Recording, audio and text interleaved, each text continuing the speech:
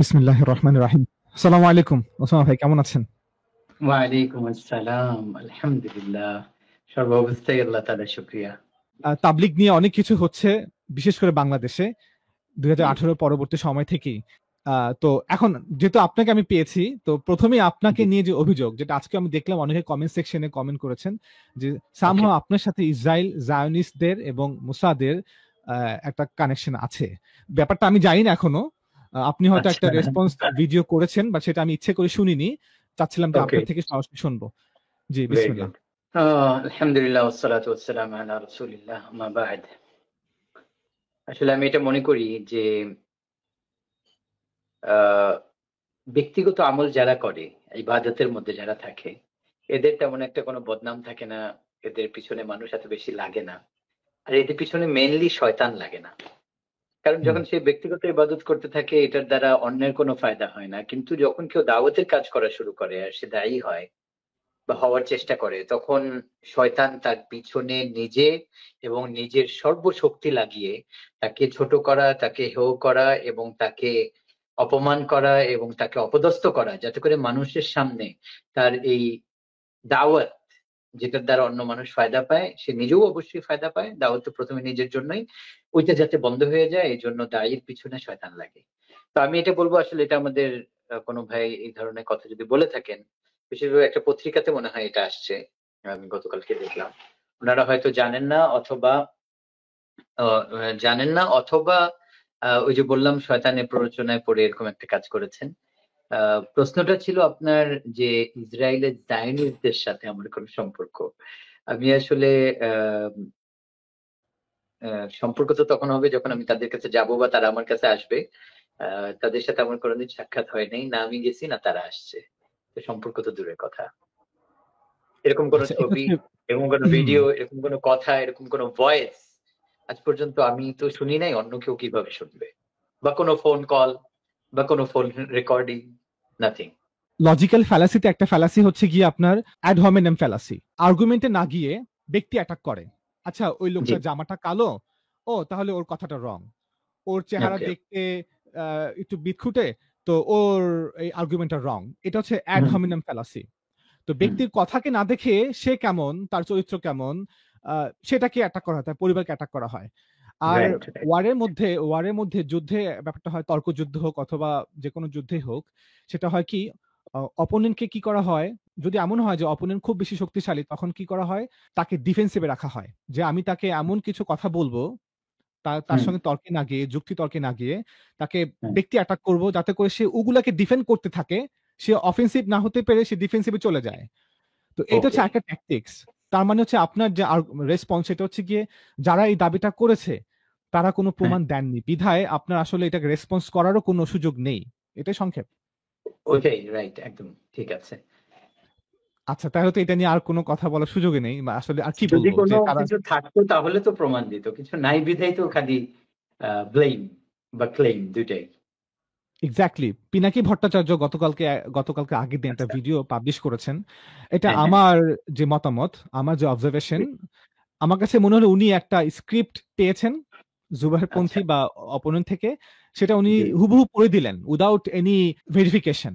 যে Mahfuz Anam, daily star Mahfuz জি, আনাম সম্পাদক, জি, তার সাথে জি। আসলে কি সম্পর্ক আপনার পিতার? আপনি নিজেই আ বলেন।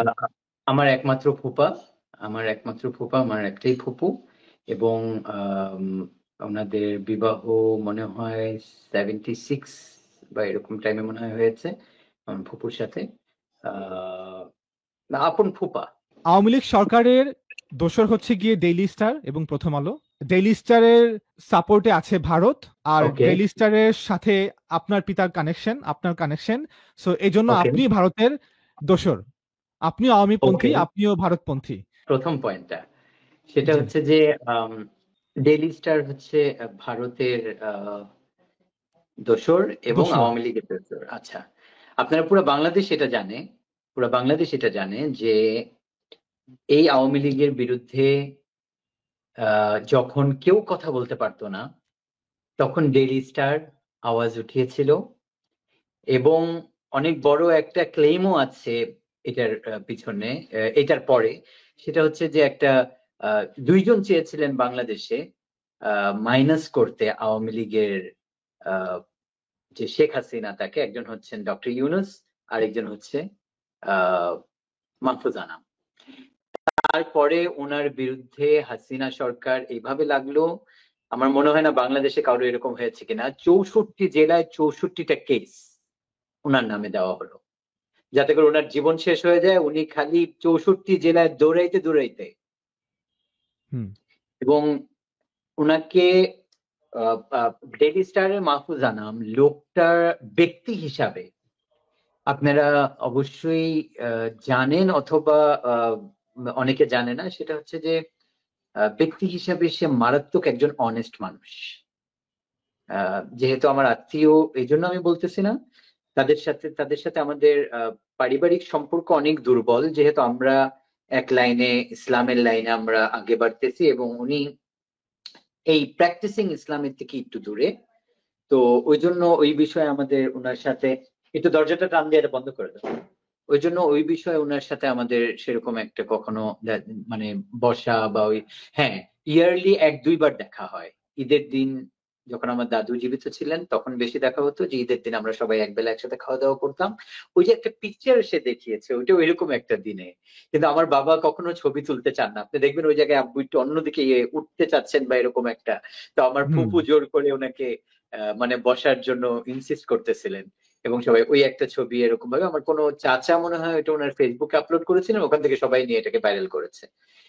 তো ইন্ডিয়ার দোসর হিসাবে কতটুকু উনি কি করেছেন এটা আমি জানি না, বা আওয়ামী লীগের হয়ে কতটুকু কি করেছেন আমার এত বেশি এটার পিছনে আমি সময়ও দিতে পারি নাই কখনো, বা আমার শোনা বা ওইটা আমার প্রয়োজন মনে করি নাই, আমি দেখি নাই। বাকি আওয়ামী লীগের বিরুদ্ধে যে উনি ছিলেন লাস্টের দিকে, বিশেষভাবে যখন উনি এটা বুঝতে পারলেন যে আওয়ামী লীগ একটা ফ্যাসিস্ট সরকার এবং তার দ্বারা দেশের ক্ষতি হচ্ছে, এটা যখন উনি জানতে পারলেন, বুঝতে পারলেন, তখন থেকে উনি আওয়ামী লীগের বিরুদ্ধে আওয়াজ উঠিয়েছেন, এবং তার কারণে হাসিনা ওনাকে এবং ডক্টর ইউনূসকে, এই দুইজনকে একসাথে বিভিন্ন ধরনের ব্লেম দিয়ে তাদের ব্যাপারে কেস করা, তাদেরকে ছোট করা, তাদেরকে অপমান করা, এই সব কিছু করতে হাসিনা কিন্তু বাদ রাখে নাই। এটা বাংলাদেশের জনগণ এটা অনেকদিন দেখেছে, এটা হয়েছে এবং লাস্ট পর্যন্ত। এবং হাসিনা সরকার যাওয়াতে উনি যত বেশি খুশি হয়েছেন, আমি এত মানে আমার কাছের আত্মীয়দের মধ্যে এত খুশি অন্য কাউকে দেখি নাই। তো উনি আওয়ামী লীগের দোসর, এটা আমি জানি না কতটুকু। আর আমাদের তার সাথে সম্পর্ক, ওই যে বললাম, যেহেতু আমাদের দিনের একটা মতপার্থক্য থাকার কারণে তার সাথে আমাদের ইয়ারলি হয়তো বা ওই যে একটা ডিনার বা একটা লাঞ্চে দেখা হতো বা হয়, এতটুকুই, এর থেকে বেশি আর কিছু না। আচ্ছা, এখন যেহেতু আমরা we are not concern about daily star বা মাহফুজ আনাম, এখন আমাদের সাবজেক্ট হচ্ছে গিয়ে তাবলিগ জামাত এবং সাতপন্থী তারা কি ভারতের দোসর কিনা। এখন যদি এমন হয় ফর এক্সাম্পল যে আমার বাবা আওয়ামী লীগ করেন, আমার বাবা আওয়ামী লীগের এমপি, আর আমি এখন ধরেন সাতপন্থীদের হয়ে কথা বলছি যে না ওনারা মাজলুম, তাহলে কি এখন পিনাকি ভট্টাচার্য যেই ক্যালকুলেশন 2-2-4, তাহলে এখন হবে যে আচ্ছা যেহেতু তোমার বাবা হচ্ছে গিয়ে আওয়ামী লীগের এমপি ছিল আর তুমি এখন সাতপন্থীদের পক্ষ নিয়ে বলছো যে তারা মাজলুম, তার মানে তুমি হচ্ছে গিয়ে আওয়ামী লীগের দোসর, আওয়ামী লীগ হচ্ছে গিয়ে ভারতের দোসর, তার মানে তুমি হচ্ছে গিয়ে ভারতের দোসর। This is very nonsensical. True. তাহলে তো মানে আল্লাহ মাফ করুক, আমি মানে এটা এটা একটা ব্যাড একটা এক্সাম্পল, এবং এটা পসিবলই না যেখানে মানে ইসলামের প্রথম যুগের স্বর্ণযুগের সাহাবাদের মধ্যে এরকম দেখা যায় যে কারো বাবা অনেক বড় কাফেরদের সর্দার, উনি সাহাবাদের অনেক বড় মুআজ্জিম একজন সাহাবা। ইকরামা ইবনে আবি জেহেলের ব্যাপারে আপনি দেখতে পারেন, সাহাবাদের মধ্যে এরকম অনেককেই দেখতে পারেন যাদের বাবা বা চাচা ইসলামের বিরুদ্ধে অনেক বড় ষড়যন্ত্রকারী এবং ইসলামকে ধ্বংস করার জন্য কোনো কিছু বাদ রাখেন নাই, কিন্তু ওনার ছেলে অথবা ওনার ভাতিজা বা ওনার কোনো আত্মীয় বা ভাই, এরকম হাজারো উদাহরণ আছে। এটা তো কোনো উদাহরণই হতে পারে না যে একজন একজন দিনদার মানুষ, তার আত্মীয় অমুক, এই জন্য সে ওইদিকে তার এটা তো কোনো এক্সাম্পল হইতেই পারে না। এটা তো কোনো মানে এটা 2-2-4ও হয় না। এটাকে মিলালো কিভাবে পিনাকি ভট্টাচার্য সাহেব, আমি এটা বুঝতে পারতেছি। দেখেন মজার বিষয় কি, পিনাকি ভট্টাচার্য কিন্তু একটা এক্সাম্পল দেই। পিনাকি ভট্টাচার্য একে তো সে হিন্দু পরিবার জন্মগ্রহণ করেছে, আচ্ছা দ্বিতীয়ত যতটুকু আমি জানি সে হচ্ছে গিয়ে এথিয়েস্ট ছিল, নাও তার পজিশন হচ্ছে কি তিনি অ্যাগনোস্টিক। অ্যাগনোস্টিক হচ্ছে গিয়ে লাইক অ্যাপাথিস্টের মতো, maybe there is god and maybe there is no god, মানে ওকে, দোদুল্যমান আচ্ছা একটা আচ্ছা। অবস্থা যে গড থাকতে পারে নাও থাকতে হি পারে, ইজ এটা হচ্ছে নট হিন্দু, অ্যাপাথিস্ট। উনি কি এখন হিন্দু না? আর যতটুকু আমার জানা আর কি, আমার জানা মতে তার ওকে ব্যাকগ্রাউন্ডটা হচ্ছে কি হিন্দু পরিবার, ওকে। বাট তিনি যেটা হয় যে হয় না যে মুসলিম পরিবার ছেলে একটা পর্যায়ে গিয়ে মনে হয় যে আসলে ধর্ম মিথ্যা, এগুলো আমি মানুষের শুনেছি সৃষ্ট। উনি মুসলিম কোন মহিলাকে বিবাহ করেছেন। দেখবেন অনেক হুম, হিন্দুরা হচ্ছে গিয়ে লাইক তারা বলে আমরা এই ধর্মে বিশ্বাস করি না, বাট আমরা কালচারালি হিন্দু। কালচারালি হিন্দু কেমন, কালচারালি মুসলিম কেমন, লাইক তিনি গড বিশ্বাস করেন না, বাট যে হুম, ঈদ উদযাপন, মুসলমান হ্যাঁ, টার্ম গুলো, সালাম দেওয়া, ওয়ালাইকুম আসসালাম হুম, বলা, হুম, আল্লাহ হুম, হাফেজ বলা, মৃত্যুর পরে তার হুম, দাফন কাফন, সে এটাকে বলে আমার দাফন কাফন করো, বাট ইসলামিক যে হুম, কালচারালি যে একটা যে রুসুম, আমাদের যে জি, কাস্টম, সেগুলো ফলো করে, বাট তিনি গডে বিশ্বাস করেন না, এক্স্যাক্টলি আল্লাহ রাসূলকে সত্য রাসূল বিশ্বাস করেন না। তো পিনাকি ওকে, ভট্টাচার্য যতটুকু আমি জানি উনি এখন হচ্ছে অ্যাগনোস্টিক টাইপের, এটা আমার জানা, হয়তো ওকে, আমি জানা ভুল হতে পারে। তো যদি এমনও হয় যে না উনি এখন অ্যাগনোস্টিক না, উনি হুম, একজন একজন মুসলিম, প্রপারলি উনি একজন হুম, হুম, হুম, প্র্যাকটিসিং মুসলিম অথবা নন হুম, প্র্যাকটিসিং মুসলিম, যেটা হোক, বাট উনি হ্যাঁ, পাস্টে তো উনি এথিয়েস্ট কাইন্ড অফ ছিলেন, অ্যাগনোস্টিক ছিলেন, হিন্দু হুম, পরিবার হুম, জন্মগ্রহণ করেছেন। সো দুইটা হ্যাঁ, ফ্যাক্ট। উনি আমরা জানি উনি শাহবাগে আন্দোলন করেছেন জামাত ইসলামের নেতাদের বিরুদ্ধে তাদের ফাঁসির দাবিতে। সে ওকে, সময় কিন্তু আমরা ছিলাম শাপলা চত্বরের পক্ষে। এখন আমরা জি, দুয়ে দুয়ে চার মিলাই, আমরা এখন যদি গেস করি যে তিনি আসলে একটা লং প্ল্যান নিয়ে আছেন, আরো বেশি ভারতের আধিপত্য বিস্তার করবেন, এটা একটা লং প্ল্যান, হয়তোবা right, next 20 years, 25 years, 30 years এর প্ল্যান। যদি এটা আমরা হুম, এখান থেকে বলি, এটা কি হুম, ন্যায্য কোনো কথা হবে? না, না, হবে না। কারণ ওকে না, তার ফ্যামিলি হিন্দু ছিল, ওকে তিনি একসময় এথিয়েস্ট হুম, ছিলেন, ওকে তিনি হয়তো হুম, হুম, একসময় অ্যাপাথিয়েস্ট ছিলেন, হ্যাঁ তিনি হুম, একসময় শাহবাগে ছিলেন, বাট এখন হুম, তিনি ওগুলোকে ওগুলোতে বিশ্বাস করেন না, সেই মতাদর্শে রাইট, মতবাদে বিশ্বাস করেন না। একজন হুম, এই হুম, নৈতিক মানুষ, যিনি মানুষ, মানুষ কেন গরু ছাগল না, মানুষ কেন পশু না? কারণ মানুষের নৈতিক মূল্যবোধ আছে। আল্লাহ তাআলা রাইট, পবিত্র কোরআনে বলেছেন ফাআলহামাহা ফুজুরাহা ওয়া তাকওয়াহা। আল্লাহ তাআলা ট্রু, মানুষকে নৈতিক মূল্যবোধ দিয়েছেন, সেটাকে ভালো মন্দ জ্ঞান দিয়ে পাঠিয়েছেন। তো এখন যদি আমরা নৈতিক ভাবে মানুষ হয়ে থাকি, তাহলে আমরা এটা কখনোই তার মতো আনজাস্ট কথা বলব না। যে হুম, তিনি শাহবাগে ছিলেন, ট্রু, তার মানে তিনি এখনো গোপনে কোনো প্ল্যান করছেন যে ভারতের আধিপত্য আরো ব্যাপকভাবে যাতে বিস্তার হয় নেক্সট 20, 30 ইয়ার্স, 40 ইয়ার্স এর মধ্যে, এবং বাংলাদেশ ভূখণ্ড আস্তে, আস্তে ভারতের মধ্যে ঢুকে যায়, এবং বাংলাদেশ ভূখণ্ডটা বাংলাদেশ বলতে কোনো দেশ না থাকে, পুরোটা ভারতে চলে যায়। মেবি তিনি এরকম প্ল্যান করছেন হয়তোবা, আমরা বলতে পারি, বাট আমরা এমনটা করব না। আমি আপনাকে কোয়েশ্চেন করলাম যে পিনাকি ভট্টাচার্য যেই ক্যালকুলেশন করলেন যে আপনার হ্যাঁ, পিতার আত্মীয় মাহফুজ আনাম, হুম, তিনি জি, ডেইলি স্টার সম্পাদক। আর জি, ডেইলি স্টারের বিষয়ে মাহফুজা নামের বিষয়ে একটা আপত্তি আছে। তিনি হচ্ছেন গিয়ে হুম, কাইন্ড অফ ভারতের এজেন্ডা গুলোকে বাস্তবায়ন করেন। একটা সফট ওকে, জায়গা থেকে, একটা হুম, হিডেন হুম, জায়গা থেকে, এমন ভাবে যেটা মানুষ হুম, ধরতে পারে না। যদি এমনটা হয়েও থাকে, তো এটা আপনার হ্যাঁ, দোষ কি? না ওইটাই তো আমার কথা। এটা তো হতেই পারে, এটা নরমাল একটা জিনিস, স্বাভাবিক একটা জিনিস। এজন্য তো আমি সাহাবাদের উদাহরণ দিলাম। আরো উপরে যদি বলি আল্লাহ রসুলের চাচারা কিরকম ছিলেন, ওইটা তো বলার কোনো মানে আমার অধিকারই নাই। আমি সাহাবাদেরকে দিয়ে উদাহরণ দিলাম যে এরকম অনেক পাওয়া যায়, এবং এই জামানাতে অনেক পাওয়া যায় যে অনেক বড় আলেম এবং তার ভাই দেখা যাচ্ছে যে অ্যাথিস্ট। অনেক বড় আলেম, উনি অনেক বড় খতিব, কিন্তু দেখা যাচ্ছে ওনার ছেলে একদম ভিন্ন ধরনের মানুষ, এরকম নাই? আছে। উনি বলছেন আরকি যে উনি কে? হ্যাঁ, আপনার পিতা কে? উনি হ্যাঁ, একজন মুক্তিযোদ্ধা, মানুষ হিসেবে রাইট, কিন্তু খারাপ না। কিন্তু ওকে, ওই যে মুক্তিযোদ্ধার ট্রেনিং আছে তো ইন্ডিয়ায়, তাই ইন্ডিয়ার ইন্টারেস্টের পাশে উনি দাঁড়িয়েছেন। অর্থাৎ ওকে, ইজতেমাকে ধ্বংস করছেন, তাবলিগকে বিভক্ত করছেন। এটা হচ্ছে কি ইন্ডিয়ার ইন্টারেস্টের পাশে দাঁড়ানো। যাতে করে মুসলিম শক্তিটা এখানে দুর্বল হয়ে যায় বাংলাদেশে। এটা হচ্ছে হুম, ইন্ডিয়ার ইন্টারেস্ট, এবং সেই ইন্টারেস্টের পাশে দাঁড়িয়েছেন একজন মুসলমান, আপনার পিতা। তো এখানে ওনার যে প্যারাটা যে উনি একজন হ্যাঁ, মুক্তিযোদ্ধা, মানুষ হিসেবে হুম, কিন্তু খারাপ না। কিন্তু ওই যে হুম, মুক্তিযোদ্ধার ট্রেনিং আছে ওই ইন্ডিয়ায়, তাই ইন্ডিয়ার হ্যাঁ, ইন্টারেস্টের পাশে উনি দাঁড়িয়েছেন। তো আমি এটাকে ওকে, প্রেমিস আকারে দাঁড়া করালাম যে এখানে ২ টা প্রেমিস। একটা হচ্ছে গিয়ে হ্যাঁ, ১, উনি মুক্তিযোদ্ধা। ২, রাইট, যে মুক্তিযুদ্ধের ট্রেনিং আছে ইন্ডিয়াতে। হ্যাঁ, সো কনক্লুশন হচ্ছে গিয়ে এটার, তাই ইন্ডিয়ার ইন্টারেস্টের পাশে উনি দাঁড়িয়েছেন। আপনার আচ্ছা। অবজারভেশন কি আসলে? তাহলে কি আমাদের ট্রেনিং এটা একটা শিক্ষা, রাইট? তাহলে ওনার কথা অনুযায়ী আমাদের বাংলাদেশে যত আলেম আছে বড় বড় সবাই দেওবন্দে পড়ালেখা করেছেন ইন্ডিয়াতে।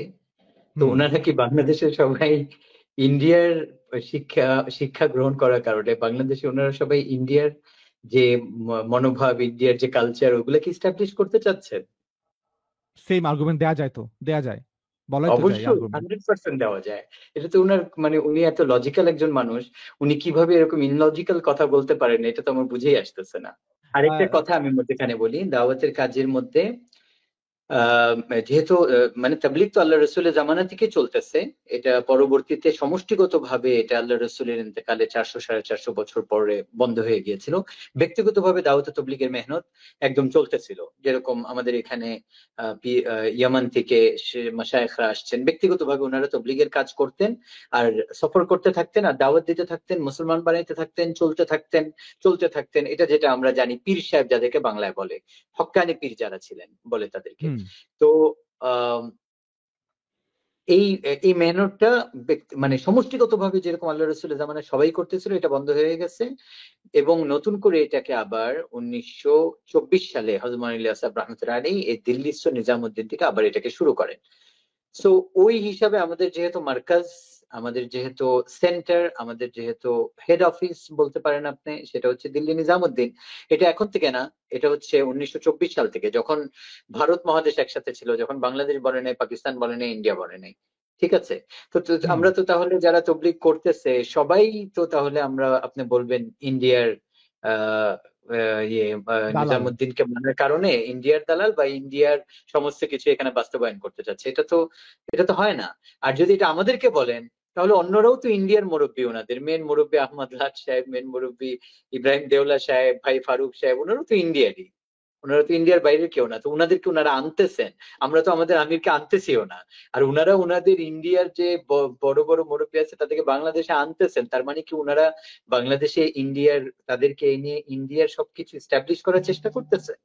এটার উত্তর অবশ্যই আহ আহ, পিনাকি ভট্টাচার্য সাহেবের কাছে আমার প্রশ্ন থাকলো, যদি কখনো আমার এই লাইভ দেখেন তাহলে অবশ্যই উনি দিবেন এই উত্তর। এটা তো কোনো যুক্তিযুক্ত কথা না যে ইন্ডিয়ার যে কোনো একজন মুরব্বীকে মানলে। আর তার থেকে আরো বড় জিনিস, বাংলাদেশের সমস্ত আলেমরা দেওবন্দ কে ফলো করতেছেন, দেওবন্দকে মানতেছেন, দেওবন্দের আলেমদেরকে বাংলাদেশে আনতেছেন এবং তারা বলতেছেন আমরা দেওবন্দি, মানে তারা আসলে ইন্ডিয়ান, হুম ভারতীয়। তো তারা দেওবন্দি ভারতী বলতেছেন নিজেদেরকে। আমরা কিন্তু এটা বলি না যে আমরা ইন্ডিয়ান বা আমরা ভারতী বা আমরা, হুম ওনারা বলতেছেন আমরা দেওবন্দি, আমরা জি দেওবন্দি। দেওবন্দ হচ্ছে ইন্ডিয়াতে একটা জায়গার নাম। তো ওনারা তো ইন্ডিয়ার কিছু এখানে বাস্তবায়ন করতেছেন না। না। আর আপনার তো কওমি এটা কখনো ধারার বলবে। আলেমদেরকে তো বলাই হয় তারা হচ্ছে কি দেওবন্দি, মানে এটা একটা নামই হ্যাঁ, হয়ে ওইটাই গেছে যে বলতেছি, কওমি দেওবন্দি। সংবিধানের দেওবন্দি হয়ে গেছে। তো তার মানে কি তারা ইন্ডিয়ান বা ইন্ডিয়ারই বাস্তবায়ন না? এটা কখনোই না। তো এটা ওনার যুক্তিসঙ্গত কোনো কথা নয়, এটা বাস আমার মনে হয় মানুষ একটা হঠাৎ করে একটা জিনিস মানে এখন মানুষ খাচ্ছে, এটা নিয়ে আলোচনা করতে হবে। সো বিধায় উনি এটাকে একটা মানে এর মধ্যে ইয়ে টিয়ে দিয়ে, না, আমার কাছে কষ্টের বিষয় যেটা, খুবই কষ্টের বিষয় যেটা আলামিন ভাই, সেটা হচ্ছে যে উনি তো যা ইচ্ছে তাই বলতেই পারেন, উনি অনেক ধর্মর মধ্যে ছিলেন এবং অন্য একটা চিন্তা নিয়ে আছেন, কিন্তু আমাদের বাংলাদেশের কওমে সবাই না, অনেকেই এই জিনিসটাকে স্প্রেড করতেছেন, এটাকে শেয়ার করতেছেন, ওই জায়গায় লাইক দিতেছেন এবং নিজেদের ভেরিফাইড পেজের মধ্যে বড় বড় আলেম, কয়েকজন বড় বড় আলেম, ওনারা নিজেদের ভেরিফাইড পেজের মধ্যে এই ইয়েটাকে শেয়ার করতেছেন। এবং ওই যে নয়া দিগন্তেতে ছাপিয়েছে আমার মোসাদের সাথে সম্পর্ক, আমি জি ইসরায়েল গিয়েছি, ওগুলো ওর মধ্যে ওনারা নিজেরা এটাকে শেয়ার করতেছেন। আমার কাছে আফসোসের বিষয় এটা যে একজন অ্যাথিস্ট বা একজন কি বললেন হিন্দু ছিলেন, তারপরে ওনারা এটা করতে পারে, কোনো অসুবিধা নেই। কিন্তু আমাদের নিজের মানুষরাই যদি এই জিনিসগুলাকে তাহকিক না করে একজন একটা বললো ওইটাকে ছড়াই দিলাম, তাহলে কি আল্লাহ রসুলের কথার অন্তর্ভুক্ত আমি হয়ে গেলাম না? যে কাফা বিল মারই কাযিবান আন ইউহাদ্দিসা বিকুল্লি মা সামিআ। তুমি যা শুনলা ওইটা তুমি আগে বয়ান করতেছো, আগে শেয়ার করতেছো, তো তুমি মিথ্যাবাদী হওয়ার জন্য যথেষ্ট। আর আল্লাহ রাসূল বলছেন হুম মুসলমান ভীতু হতে পারে, কৃপণ হতে পারে, মুসলমান মিথ্যাবাদী হতে পারে না, বেশ। মুসলমান দেখেন মিথ্যা উনি বলতে পারে না। একটা সাধারণ চোর, ছ্যাচটা চোর, সেই একটা ব্যক্তিকে যদি আপনার চোরও বলতে হয় আপনাকে তো এভিডেন্স দিতে হয় না যে সে চুরি করেছে, এটা অবশ্যই, প্রমাণ দিতে হয়। অবশ্যই। আর আপনি একজন এটা খুবই দুঃখের বিষয় যে ধরেন আপনি একজন খুনি বললেন। তো তা জি। আপনার কতটুকু এভিডেন্স নিয়ে আসা উচিত? আপনি জি একজনকে জি। গাদ্দার বলবেন, বাংলাদেশের হুম, অধিবাসী, জন্ম হুম, বাংলাদেশে, তিনি মুসলমান, হুম, তাকে আপনি বলবেন ইসলামের শত্রু, তাকে আপনি হুম, বলবেন হুম, ইস্তেমা ধ্বংসকারী, ষড়যন্ত্র লিপ্ত, তাকে আপনি হুম, বলবেন বাংলাদেশের অস্তিত্বের শত্রু, তিনি দোসর ভারতের। তো আমাদের হুম, হুম, কতটুকু এভিডেন্স নিয়ে আসা উচিত ছিল, অথচ ওনারা কোনো এভিডেন্স না দিয়ে শুধু ক্লেমই করে গেলেন।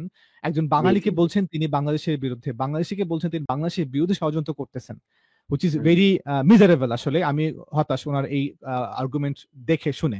আপনি এমন ব্যক্তি যিনি জি। প্রাইভেট প্লেসে, বাসার মধ্যে হ্যাঁ, গিয়ে ছবি হ্যাঁ, তোলেন, তার মানে হ্যাঁ। হচ্ছে গিয়ে খুব গভীর সম্পর্ক আপনার এই আচ্ছা। কাদের সাথে?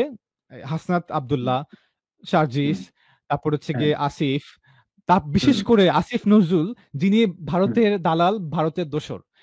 এখন তাই নাকি? হ্যাঁ, এখন কাইন্ডলি আপনি বলবেন ছবিগুলোর ব্যাপারে আপনার ওপিনিয়ন, ছবিগুলো আপনি কবে তুলেছেন, কিভাবে তুলেছেন, এবং একটু এনারাও, আপনার আমরা। এই যে হাসনাত, সার্জিস, এনারাও ভারতের দালাল ওনার কথা অনুযায়ী? না না না, আসিফ নজরুল, আসিফ শুধু নজরুল। আসিফ নজরুল? ওকে, জি। আমি জানতাম না যে উনার এত বড় একটা ইয়ে আছে। যাই হোক, ছবিগুলো তো এইটা যেটা, এই যে প্রথম ছবি যেটা এখন যেটা দেখা যাচ্ছে আসিফ নজরুলের, এটা এটা বেশ আগের ছবি।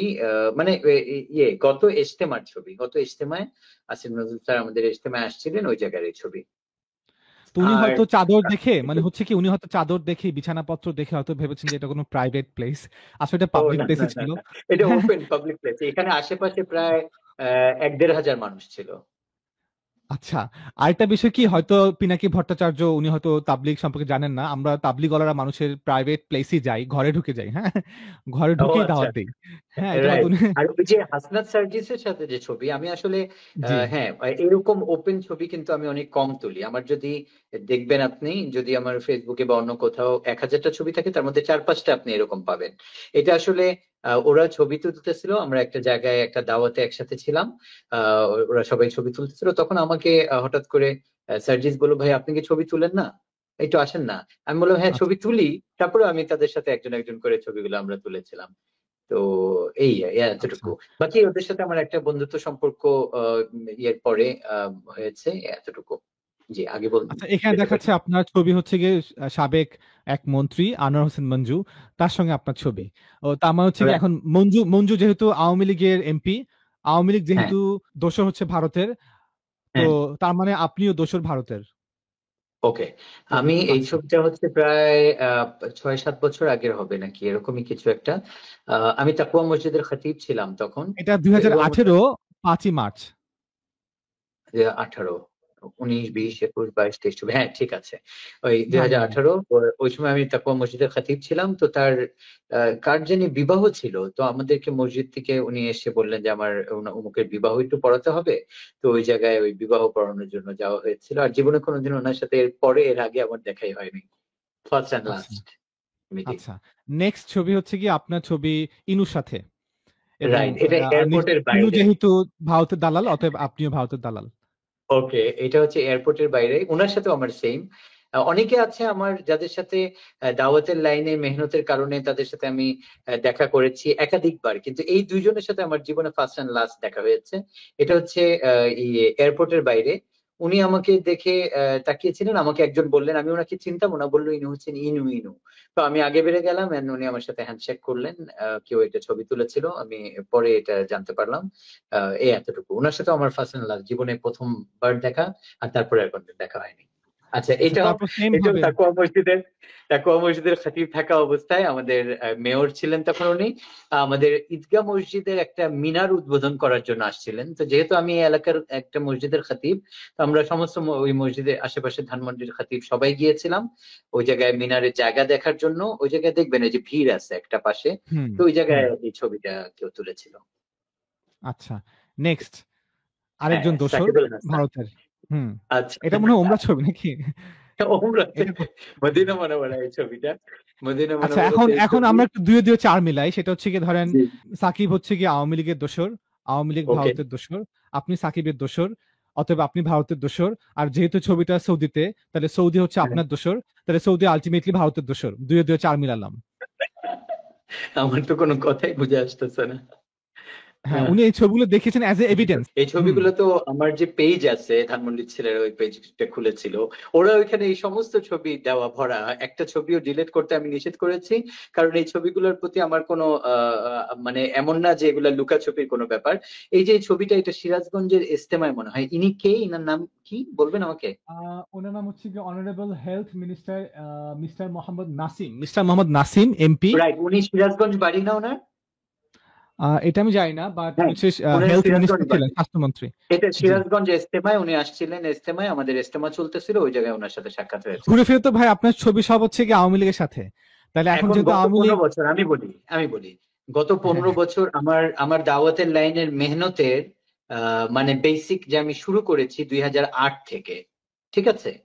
আমি তবলিগে 1 বছর সময় লাগাই। 1 বছর তবলিগে সময় দেওয়ার পরেই বেসিক্যালি আমি মানে একদম ফুল ফর্মে দাওয়াতের কাজ শুরু করি। তো এই 15 বছর এই ফ্যাসিস্ট সরকার ছিল। আমার চেষ্টা এটাই ছিল যে যে লেভেলে আছে, সে ক্রিকেটার হোক, সে গায়ক হোক, সে নায়ক হোক, সে পলিটিক্যাল লিডার হোক, বা সে যেই জায়গারই হোক, আমাদের দাওয়াত এবং আল্লাহ রসুলের জিন্দেগি আমাদেরকে এটাই শিখায় যে সবাইকে মহব্বত করো, সবাইকে কাছে টানো, যাতে করে তাদের সম্পর্ক আল্লাহর সাথে হয়। এই উদ্দেশ্যই ছিল। তো এই 15 বছর যে ছবিগুলা দেখবেন, তো বেশিরভাগ তো যারা লিডার ছিল বা ইয়ে ছিল, সবাই আওয়ামী ফ্যাসিস্ট সরকারেরই ছিল। তো তাদের কাছে যাওয়া এটা কি দাওয়াতের উদ্দেশ্যে, বা তারা যদি আসে তাদেরকে সম্মান প্রদর্শন করা, তাদেরকে বসানো, এটা তো আমি মনে করি না ইসলামের বহির্ভূত কোনো কাজ। যে জায়গায় আল্লাহ রসুল কাফের সর্দারদের জন্য নিজের চাদর খুলে দিতেন নিশানের জন্য, সাহাবাদেরকে মজমা থেকে ইয়ে করে তাদেরকে এনে পাশে বসাতেন। সো এটা তো অনেক বড় একটা আল্লাহ রসুলের সুন্নত, যে আনজিলু মানাজিলাহুম, মানুষের যেরকম দুনিয়াবি মর্তবা তাকে ওরকম ভাবে তাকে তুমি সম্মান দাও। তো এটা তো আমার মনে হয় কোনো দোষের কিছু আমার কাছে মনে হয় না। যদি কেউ মনে করে এটা খারাপ জিনিস, তাহলে এটা তার ব্যক্তিগত বিষয়। তাবলিগ তো কোনো জি জি জি রাজনৈতিক শক্তি না। রাজনৈতিক শক্তি কি হয় যে একটা শক্তি আরেকটা শক্তির বিপক্ষে থাকে। লাইক বিএনপি রাইট একটা রাইট। রাজনৈতিক শক্তি। কিন্তু তাবলিগ হচ্ছে মুসলমানদের একটা শক্তি, একটা প্ল্যাটফর্ম যেখানে সবাই জি, দিনের উদ্দেশ্যে আসে। আওয়ামী লীগও আসে, বিএনপি আসে, জামাত আসে, সবাই আসে এখানে। এখানে ট্রু ট্রু। হানাফি আছে, তাবলিগের মধ্যে হানাফি, শাফি, মালিকি আছেন। আমি দেখি আরব থেকে আসে। আরবে সবাই তো আছে মেক্সিমাম জি। আপনার হাম্বলি মাযহাবের। সালাফি। জি, সালাফি সালাফি, হাম্বলি। আহলে হাদিস, হাম্বলি। তো তারাও হ্যাঁ হ্যাঁ। তাবলীগ করছে। কিন্তু হুম। তাবলীগের যে গোড়াপত্তন তো ভারত থেকে। এটা হচ্ছে কওমি, মানে কওমিদের থেকেই তো এটা উঠে আসছে মেহনতটা না? সো তাবলীগ রাইট সম্পর্কে রাইট। অনেকে জানে না। এটা তো ধর্মীয় প্ল্যাটফর্ম ভাই। এখন জি। এখানে তো সব ধর্মের সব রকমের লোক থাকবে। এটা খুব স্বাভাবিক।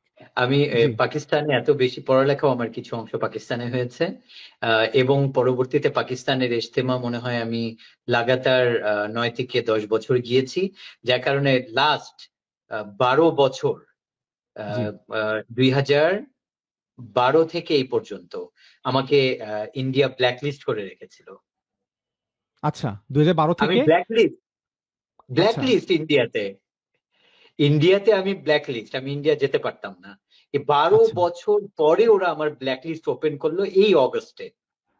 আচ্ছা। এবং আমি তারপরে ভিসা নিয়ে আমি সফর করে আসলাম 7-8 দিনের জন্য ইন্ডিয়া। 12 বছর পরে আমি গিয়েছি ইন্ডিয়াতে। সো এটা খুবই আমি যদি স্ট্রেঞ্জ। ইন্ডিয়ার, হ্যাঁ, আমি 12 বছর ইন্ডিয়া যেতে পারিনি, আমাকে ব্ল্যাকলিস্ট করে রাখছিল। তো আমি যদি ইন্ডিয়ার দোসর, ইন্ডিয়ার এজেন্ট, আমাকে 12 বছর ইন্ডিয়া ব্ল্যাকলিস্ট কেন করে রাখলো?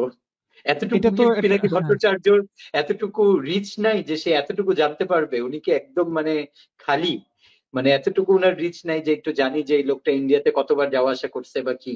তাবলীগের ভিতরে উনার একটা দাবি হচ্ছে তাবলীগের ভিতরে যাদেরকে জুবাইরপন্থী বলা হচ্ছে তারা এই তাবলীগের মূল ধারা। এটা প্রমাণ ওকে। উনি দিয়েছেন যে মূলধারা হ্যাঁ। কেন উনি বলেছেন। তো উনার প্রমাণ হুম। হচ্ছে গিয়ে জুবাইরপন্থীদের সাথে আছেন বাংলাদেশের কওমি দেওবন্দি হেফাজত ঘরানার অর্থাৎ মূলধারার আলেম সমাজের প্রায় সকলে।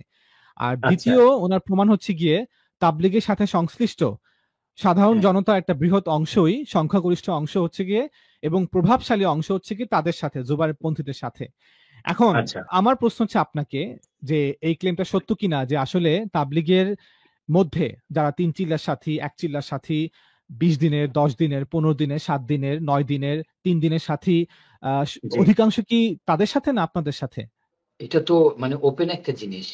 আপনি যদি গত 5 দিন আগের ঘটনাই দেখেন, যেখানে হযরত মাওলানা জুবায়ের সাহেব দামাত বরকাতুহুম উনি পুরা বাংলাদেশের মানুষকে ডাকলেন যে আমাদের ইজতেমার মাঠটা দখল করে রাখতে হবে। পুরা বাংলাদেশ থেকে 50,000 মানুষ আমাদের দরকার, বা তার থেকেও বেশি। শেষ পর্যন্ত উনি কত হাজার মানুষ পেলেন ইজতেমার ময়দানে? হুম। প্রথম দিন আমরা 1400, তারপরের দিন 1500, এবং ফাইনালি যেটা আমরা জানতে পারলাম 4 থেকে 5,000 মানুষ উনি পেয়েছেন। আর যখন আমরা হুম, ডাকলাম তখন 1 লক্ষ থেকে 1.5 লক্ষ মানুষ এক রাতের মধ্যে হাজির হয়ে গেল। তাহলে তো লীগের সাথী কাদের বেশি? এটা তো বেশি। ওপেন, একদম পুরো বাংলাদেশের কাছে ওপেন। যেখানে জুবায়ের সাহেব নিজে তো স্কিল করছেন যে আমাদের পিঠ থেকে গেছে, আমরা কি শব্দটা ছিল, আমাদের অস্তিত্বের লড়াই। হুম, আমাদের অস্তিত্বের লড়াই জীবনেও মান্না জুবাইর সাহেব হয়তো বা এত অস্তিত্ব সংকটে উনি পড়েন নাই। উনার কথা হচ্ছে আমাদের অস্তিত্বের লড়াই, পুরা বাংলাদেশ থেকে আমাদের সবার আসতে হবে, আমাদের মাঠ ভরে রাখতে হবে। উনি 5000 মানুষ পেয়েছেন। আর আমাদের কোনো আলহামদুলিল্লাহ এত বাধা বিপত্তির পরে আমরা আমরা কোনো অস্তিত্বের ইয়ের মধ্যে আমরা আলহামদুলিল্লাহ এখনো পড়ি না, ইনশাল্লাহ কখনোই পড়বো না। আহ আমাদের মুরব্বীরা যখন ডাকলেন আমাদের সাথীদের থেকে, তো 1 থেকে 1.5 লক্ষ সাথী হাজির হয়ে গেল এক রাতের মধ্যে। হুম, ভিজিবল একটা ডিফারেন্সেস, একদম পুরো জনগণের সামনে এটা পরিষ্কার। তো এটা কিভাবে বলতে পারেন যে বেশিরভাগ মানুষ ওনাদের সাথে আর কম ভাগ মানুষ আমাদের সাথে? 1 নম্বর। দ্বিতীয় হুম, নম্বর একটা কোশ্চেন আপনি করেছেন যে মূলধারা তারা। হুম, আরে বাবা, মূলধারা তারা এটা মানে এতটুকু পিনাকি ভট্টাচার্য সাহেবের কি মানে জ্ঞান তো ওনার অনেক আছে, আমি এখানে ওনাকে ছোট করতে চাই না। যে উনি কি বুঝতে পারলেন না যে মূল তো ওখান থেকে আসে, শিকড় যেখানে থাকে। দাওয়াত হুম। তবলিগের কাজে শিকড় কোথায়? নিজামুদ্দিন দিল্লিতে। নিজামুদ্দিন। তো ওখানের সাথে যারা জড়িত আছে, ওইটার ডালপালা, ওইটার পাতা, ওইটার যারা, তারাই তো মূলের সাথে আছে। এখান থেকে যারা বের হয়ে গেছে, যারা বলে আমরা হুম, নিজামুদ্দিনকে মার্কাজ মানি না, ওই জায়গার আমিরকে আমির মানি না, যারা বের হয়ে গেছে নিজেরাই আলাদা, তো তারা কিভাবে মূলের সাথে আছে? হুম, এটা কোন যুক্তিক কথা? এটা তো একটা ছোট বাচ্চাও বলবে এটা এটা হুম। পসিবল না। তো মূলধারা তো তারাই যারা বেসিক বেসিক যে শিকড়ের সাথে যারা লেগে আছে। এবং এই জন্য আমরা আমাদের মেহনতকে মূলধারার তবলিগ জামাত বলি। তারপরও আমি একটা রিকোয়েস্ট করব, যদি হয় এমন যে ইন টার্মস অফ নাম্বারস, যে 3 চিল্লার সাথে 1 চিল্লার সাথে, এটা ডাটা অবশ্যই আপনাদের কাছে আছে। হয় কি অবশ্যই অনেক আমাদের ক্ষেত্রে, কাছে আছে। জি, জি। জি। তো এখন এটা বেটা হয় কি অনেক সময় সত্য আড়াল করে রাখা যায়। অল্প সময়ের জন্য হলেও রাখা যায়, কিন্তু হয়তো দীর্ঘমেয়াদী এটা পসিবল হয় না। বাট এজন্য অনেক সময় চোখে আঙুল দিয়ে দেখিয়ে দেওয়া লাগে যে আসলে, তো যদি পসিবল হয় কখনো আপনাদের পক্ষ থেকে, আমিও জি, চেষ্টা করব শেয়ার করার জন্য, যে ইন টার্মস অফ অবশ্যই। নাম্বারস, যে 3 জি, জি, চিল্লার জি। সাথী, 1 চিল্লার ওইটা সাথী, আমার 1 আসলে আগে চালের সাথী। প্রিপারেশন থাকলে আমি ওইটা কালেক্ট করে নিয়ে আসতে পারতাম।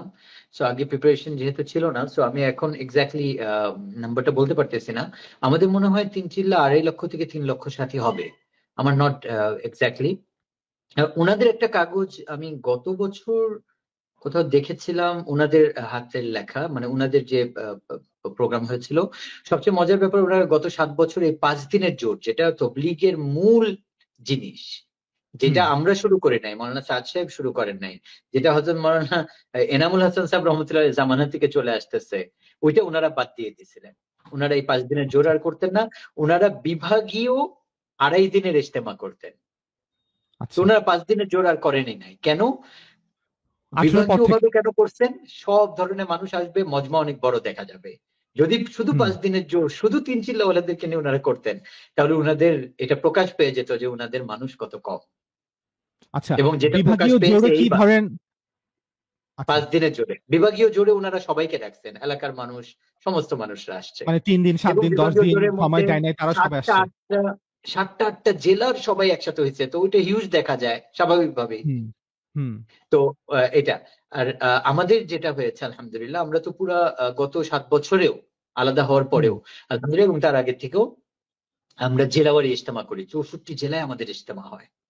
এক আচ্ছা। একটা ইজতেমার মধ্যে 50,000, 60,000, 1 লাখ, 1.5 লাখ মানুষ হয় এক একটা জেলার ইজতেমায়।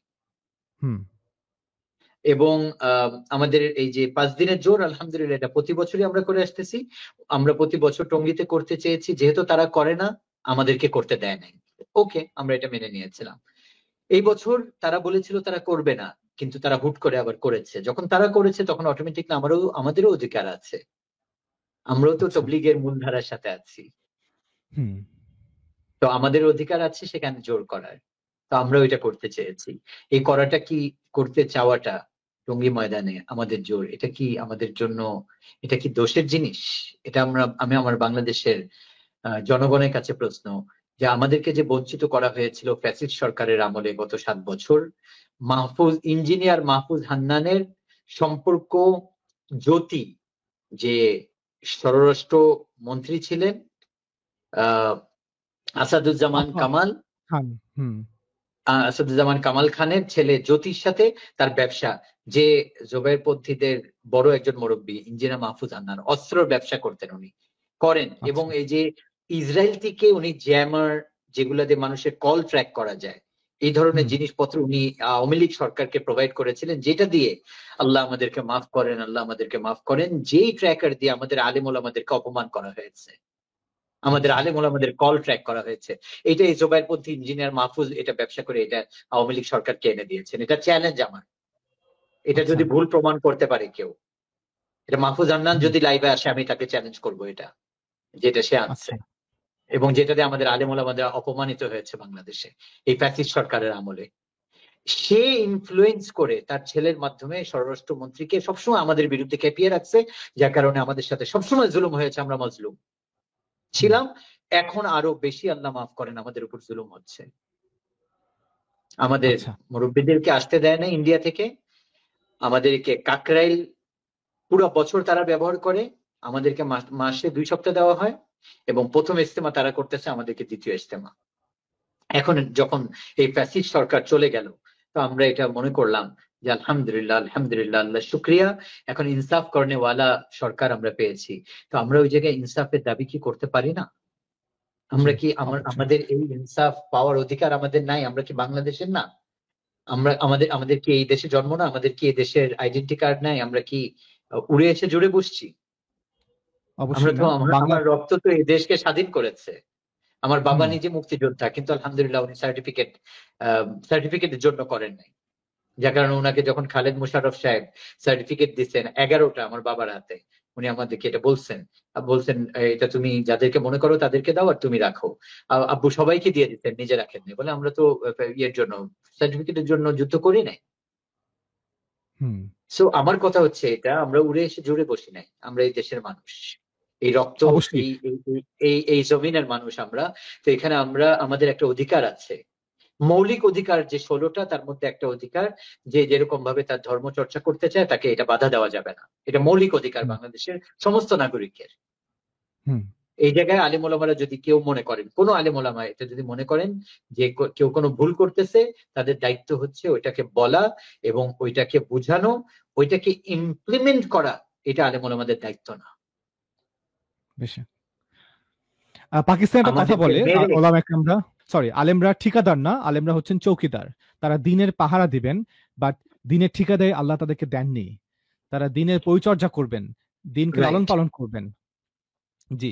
রাইট, এখন আমি কিছু তথ্য একটু জানতে চাবো, সেটা হচ্ছে গিয়ে যতটুকু আমার জানা যে 2 পর্যায়ে ইজতেমা হয়, এটা তো 2016-17 থেকে হচ্ছে, মানে জেলা ওয়ারি যে 32 জেলা 32 জেলা, এটা আগে হতো না 2 পর্যায়ে ইজতেমা, মানে 32 18 জেলা বিভক্তি। 32 জেলা একসাথে থাকার পরেও এটা 2012-13 থেকে মনে হয় শুরু হয়েছে। হ্যাঁ, 2 পর্বে ইজতেমা হওয়াটা, যে জি জি, বাংলাদেশকে 2টা মানুষের অংশে বিভক্ত অধিকের করা যায়। কারণে। আচ্ছা, অনেকেই হচ্ছে কি, অনেকে তো পাস জানে না। মানুষ মনে করছে যে এই যে 2 পর্বে ইজতেমা হচ্ছে, হুম, অনেকেই মানে বলে যে আমরা কাজ করি সবাইকে মিলিয়ে একটা পর্বে ইজতেমা করার জন্য তাদেরকে ফোর্স করি যে সাতপন্থী জুবাপন্থী একসাথে ইজতেমা করতে হবে। কিন্তু আসলে এটা অনেকে জানেন না যে অনেক আগের থেকেই মানুষের আধিক্যের কারণে বাংলাদেশকে জি 2টা অংশে বিভক্ত করে ইজতেমা করা হচ্ছে। জি জি, এটা অনেকে জানেন না। তো আমরা এটা প্রমাণ করলাম বা আর্গুমেন্ট করলাম বা তথ্য দিলাম যে আসলে এই যে জি 2 পর্বে করাটা, এটা নট বিকজ অফ তাবলিগের অভ্যন্তরীণ কোন্দল বা বিভক্তি কারণে, এটা আগের থেকে হয়ে আসছে জি মানুষ যাতে সহজে মাঠে অবস্থান করতে পারে, কারণ সেখানে টয়লেট, গোসলখানা, রান্না বান্না সবকিছু ঝামেলা যাতে একটু ইজিলি করতে পারে। আচ্ছা, এখন আপনি যে তথ্য দিলেন যে 2018 বিভক্তির পর থেকে আপনারা জি জেলা ওয়ারি ইজতেমা করছেন 3 জেলা সাথীদের, না? জি, না, জেলাওয়ারি ইজতেমা এটা সমস্ত জেলায় সবার জন্য, 3 চিল্লা চিল্লা 3 দিন জনসাধারণের জন্য, আচ্ছা, এবং আচ্ছা, 5 আচ্ছা। দিনের জোট যেটা এটা অনলি 3 চিল্লাওয়ালাদের জন্য।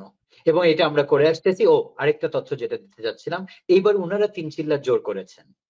এইবার ওনারা এই 7 বছর পরে, বিভক্তির পরে প্রথমবার 3 চিল্লার জোর ওনারা করলেন। আমি যে জি। কথাগুলো বলতেছি এগুলো সব ডকুমেন্টেড। হ্যাঁ, এগুলাকে আমরা নিউজ ওনারা দেখলাম তো জোর সম্পর্কে কিছু নিউজও হলো 4-5 দিন 6 দিন আগে।